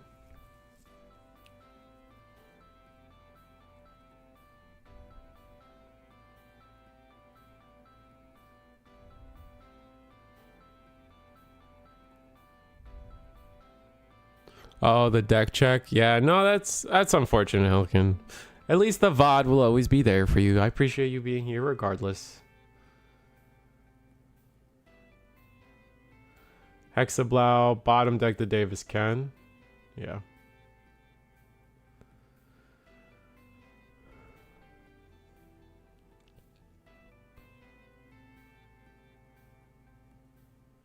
That's rough. Play worm, search. Get that worm to hand.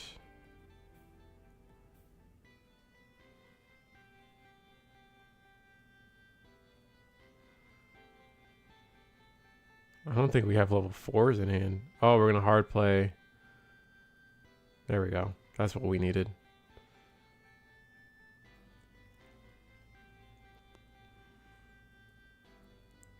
Play. Going all the way. Probably XV? Why not, right?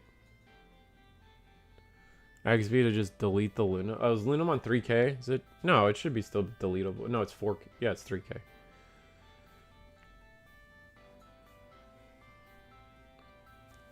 Wormmon trigger.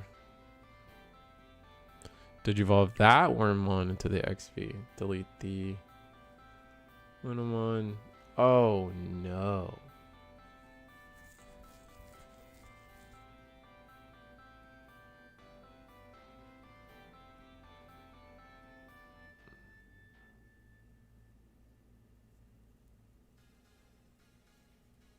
That's not the Dino B we want. At all.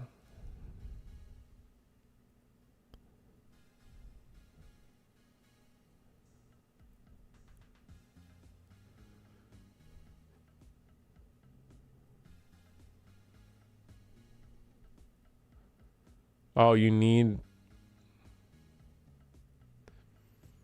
I mean, yeah, I see what you're saying. You need you need it for end of turn DNA so you can go into the dragon, but like even this Dino B is not the one we want to see. I mean, Ace, and we're just gonna scoop it up, yeah. Ugh, going into 7s for free. Disgusting.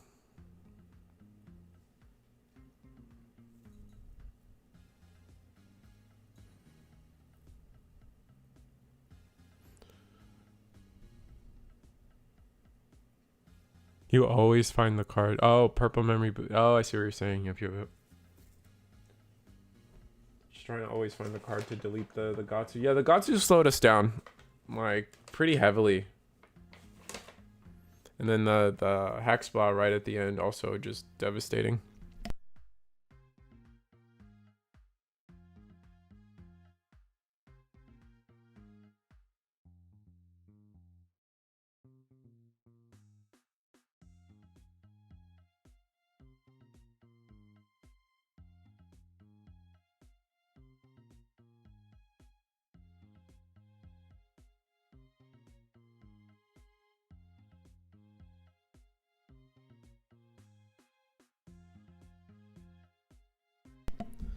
Anyway, where are we at?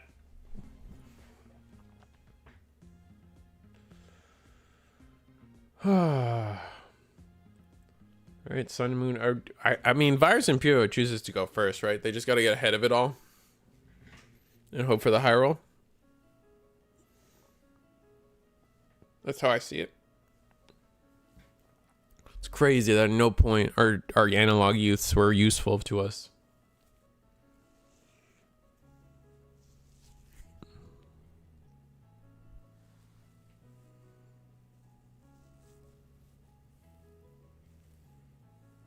All right, they chose. Oh, they chose to go second. Okay. All right, Lunamon in the back. Draw a card. Gonna pass to 4. Oh, Tamer. Oh no, 4. Yeah, I think this is one of the best. This is honestly one of the reasons I wouldn't let Sun and Moon go first, because this play is so good. This whole Lunamon in the back and play a 4 in front is so disgusting. It just sets you up so beautifully for the rest of the game. Wow, that's such a bad analog youth. We at least still have the rookie. I'm probably hoping for Davis Ken. Okay, sure.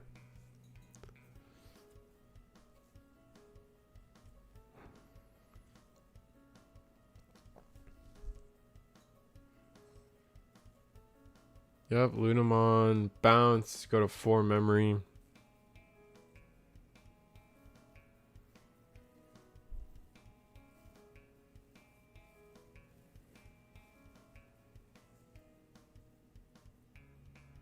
Vera, this all makes sense.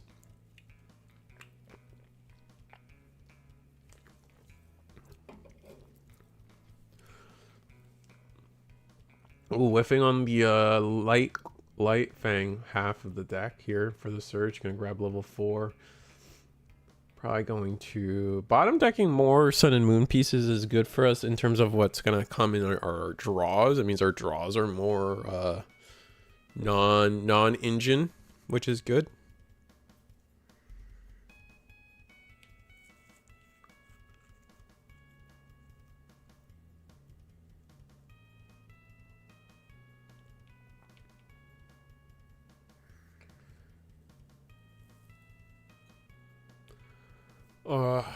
Gauga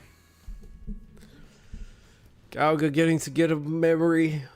I still think this guy's the crazy one. He's insane. Cressy for 1. Oh, we know it's gonna happen. We know it's Hexblow. We know Hexblow's coming. Show us Hexblow. Choke to 1. Oh,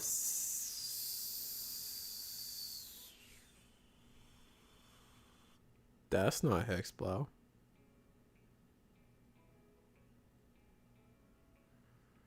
That's not Hexblow at all. What, stun the analog youth?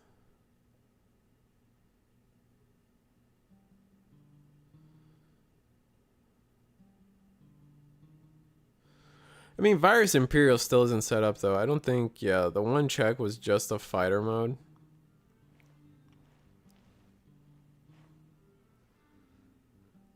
Digivolve. Oh, play the worm. Digivolve.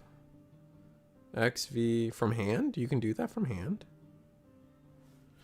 I always see it from trash.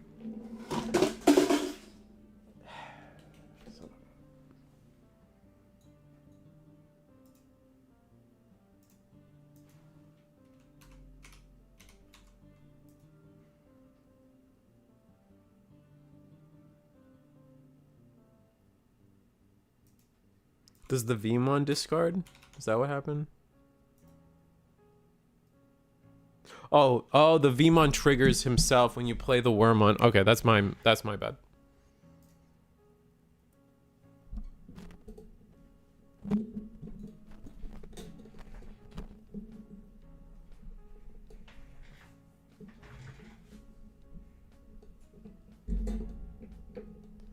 I'm realizing my whole setup is like falling apart. I'm trying to like emergency fix.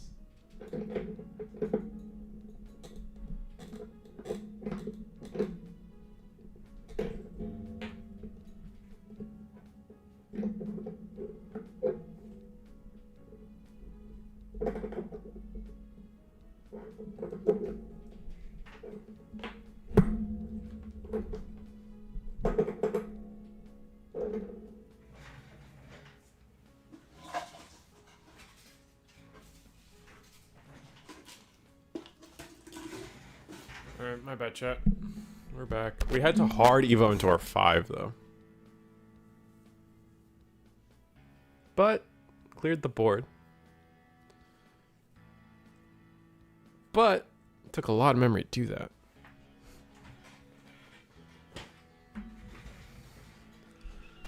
You felt that sigh in your heart? Yeah. I hope you guys heard it. Like the pure devastation around me.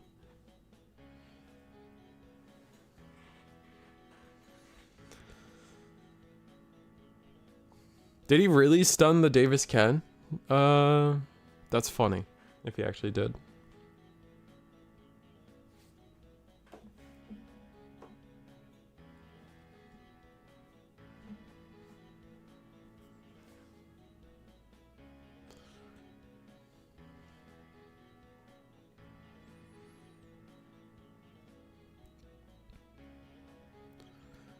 Alright, so Worm one in the back. We got bounced thanks to the Davis Ken.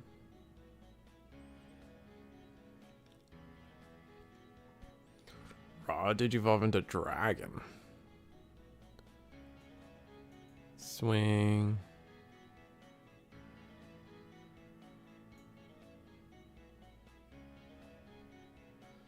Discard level 4.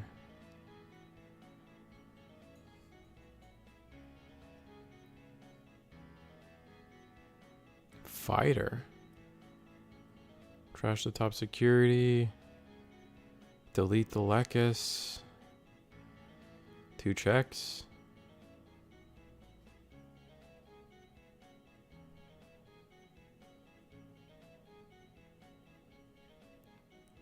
This is kind of scary in the sense that...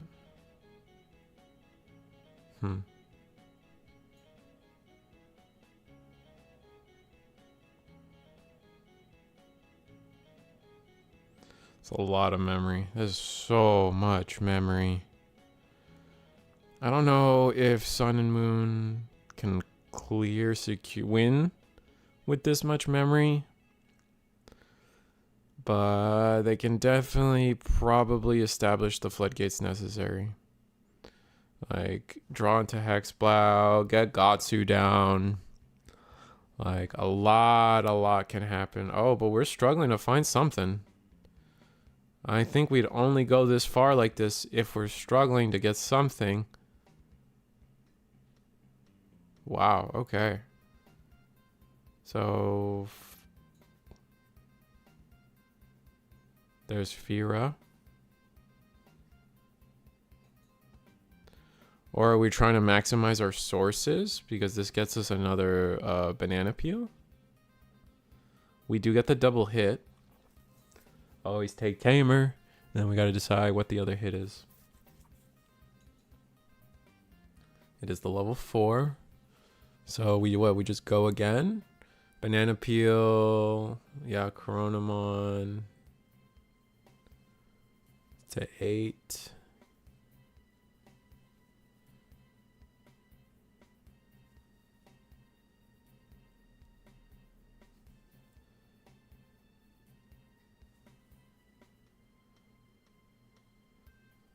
Gauga. Both players draw.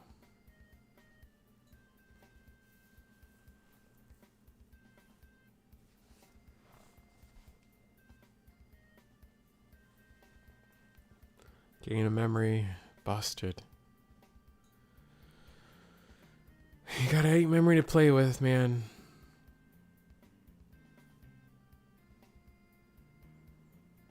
Did you vote for 1 if we wanted to into level 5? Flare. Okay.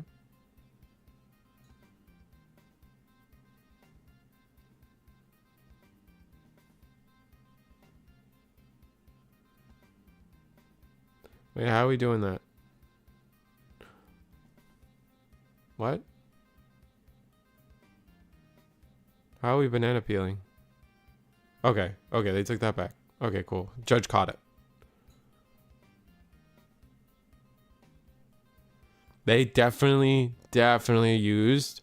They have used both rookies. 100% they've used both rookies. We started, for the record, we started on a Galgamon, banana peeled into a Luna, using Luna effect, and then we tamered to get the second Corona, go Flare, or Fira, no, Flare, no, Fira, fuck, Fira under, and then we went into a second Galgamon, and now we're at Flaremon, level 5, so all our peels are used. But we are gonna play another. Tamer. 4 memory down to 3. Gonna discard Diana.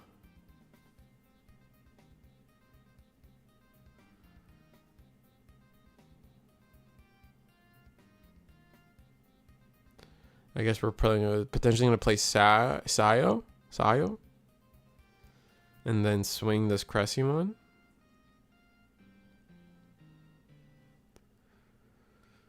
Or we just have plenty of Dynamons. Alright, swing, it's fine. We had jamming.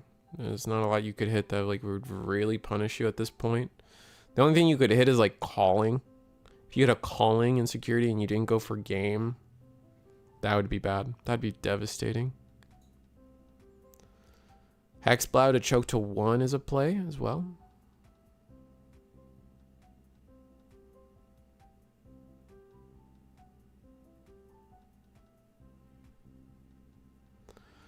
Scramble into Diana. Strip 4 sources. Bottom deck the fighter.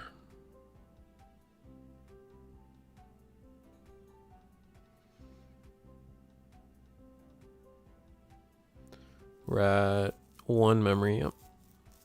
And then what? A training or a second scramble? How are we passing boost? All right, putting our opponent to...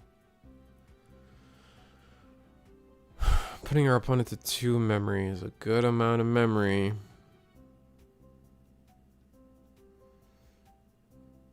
Do we have the second worm? Oh, we just drew it. Play for free. On play. Did you evolve for 1? The other one now? Did you evolve into XV? So we have more DP. Cressy has no DB Kane actually on their stack in terms of their turn. Dino B. DNA play into Dino B, now playing the Paledramon.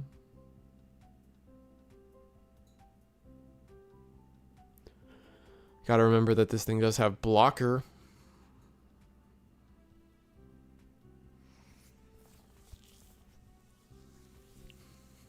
But it has protection, does it not?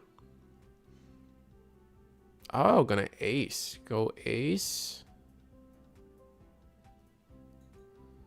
Fighter mode, trash top security. Attempt to delete, but I believe we have protection. Cressymon gives protection. Yeah, and we have double rookie. Okay, that's good. Swing security, we will block. Who has more sources? Oh, we're scooping it up. Okay. So game 3. Imperial. Nice.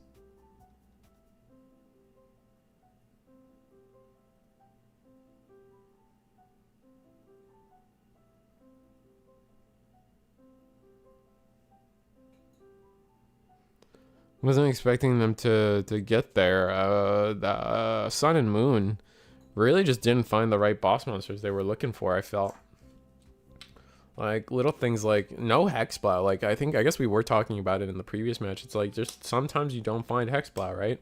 Had we found Hexblow, like we bottom decked the Davis Ken, we choked a 1.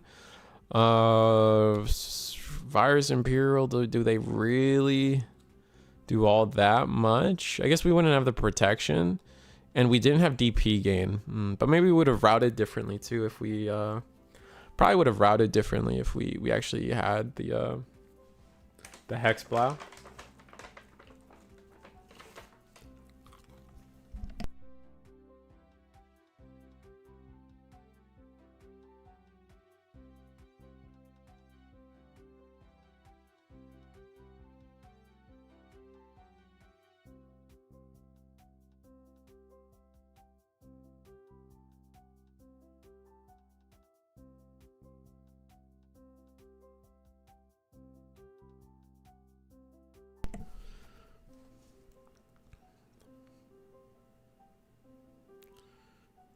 All right, just shuffling it up. Oh, are we resetting something? Oh, because of the lag.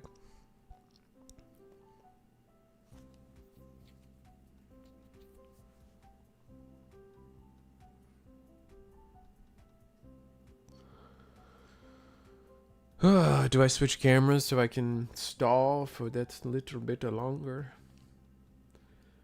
I got nothing to show off today, really.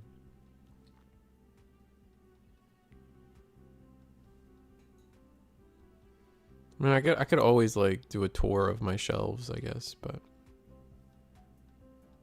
meh.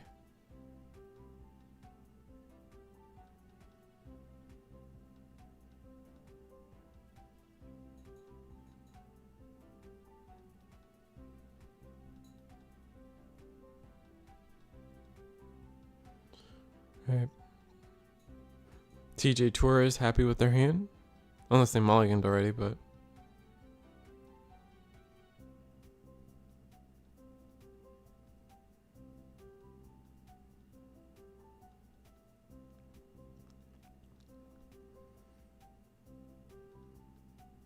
fun Impmon sleeves. Was it Yuki her name is? Yeah. Definitely fun Impmon sleeves.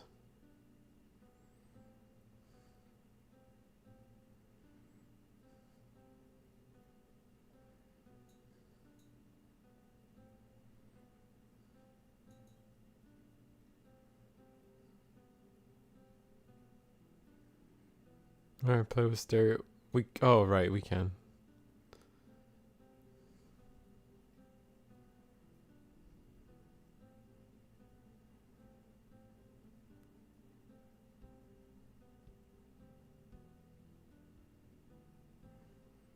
We're gonna grab the Lunamon off that, so slightly break down rookies. Also, Sun and Moon choosing to go for second, also preferring this second card.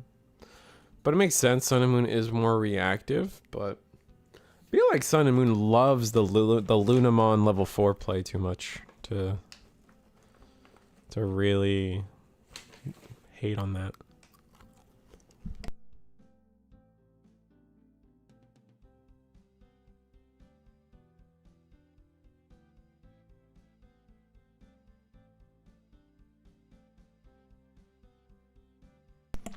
You want to play the Wormmon and then playing Davis Ken. Not a particularly good turn for Virus Imperial here. Not really, like no rookie in the back. Our Wormmon search wasn't too good either. The trash was like there could be worse trash cards, but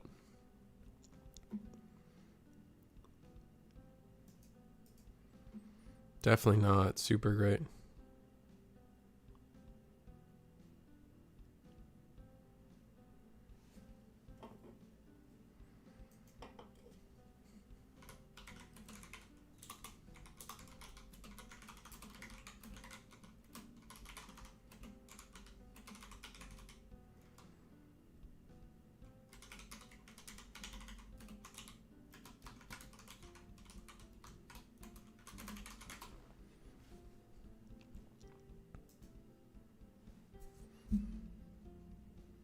All right, we're gonna banana peel a second time, a second level 4.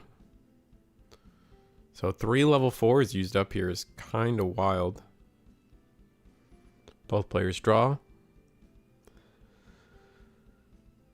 What is our route? I mean, we can go Fira, we can go Flare, delete the Worm, but like the Worm's not really threatening.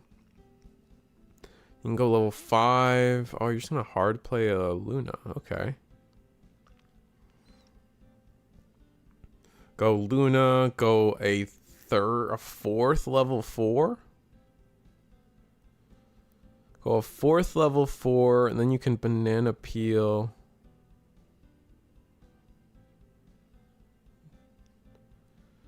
Then you can banana peel. Get the 2 memory back, and then you can play another Coinsao to go into your level 5 for free. That doesn't seem like value.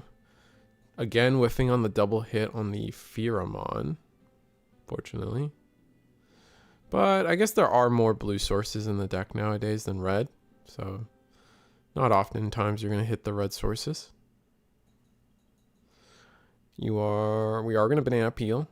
Get the 2 memory back we just spent. So we did it for the draw. Digivolve for 1 into Flare. Wait. Oh, yeah. Digivolve for 1 into Flare. Going to swing, 1 check, jamming.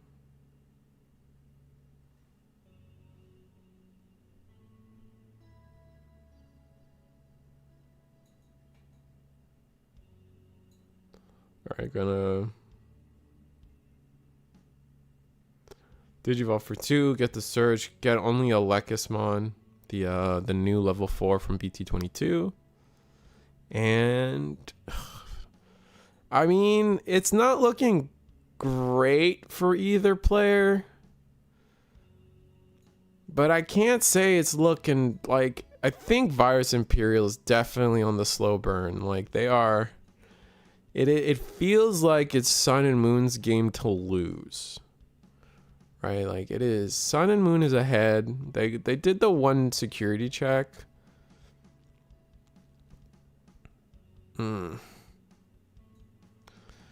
It's just our mills and our trash has not been helping us. Seeing Calling go, that hurts.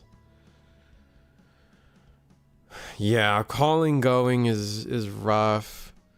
Next turn, I mean, we don't have level 4s in trash, right?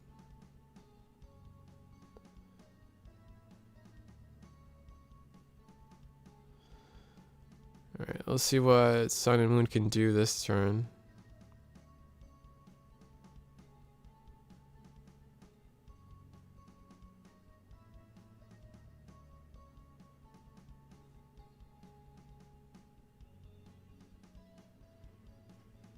We have access to our tamer. We're level 3. We have so many banana peels available to us right now. Gonna digivolve into level 5 for reduced costs, I think they're trying to signal. Thanks to the Sunmon. Yeah, digivolve for free. Gonna freeze the Wormmon, but the Wormmon's gonna bounce to hand, so it's really irrelevant.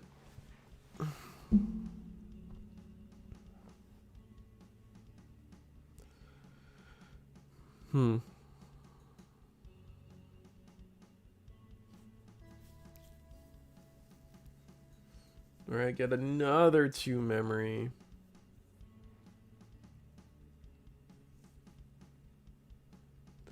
Now we'll banana peel that rookie.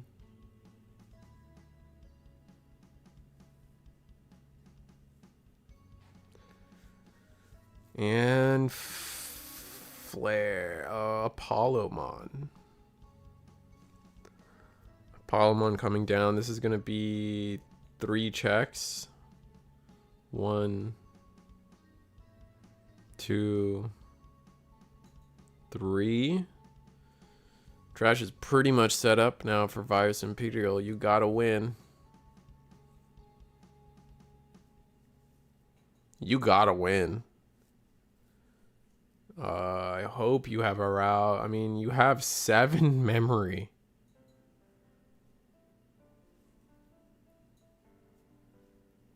Apollo Ace? I feel like Apollo Ace isn't ran as much in these decks, and I feel like Apollo Ace really helps you win those turns you wouldn't have otherwise.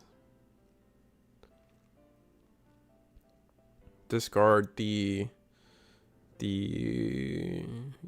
discard the rookie to play a tamer. Or draw a discard and then you can play the tamer? No. Okay. We're bigger. 9k to the 8k. Because they don't have Grace Nova.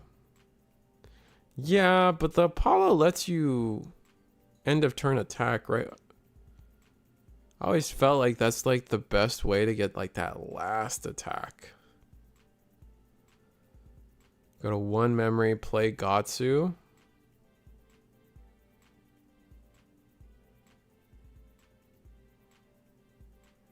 I mean, I think we're still cooking though. We just don't get the yes.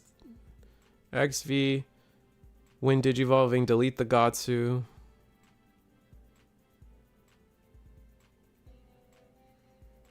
Vmon. And then we scoop it up. Oh, did we not have a level 4 in hand? Does the Vmon not trigger? Oh. Yeah, that's it.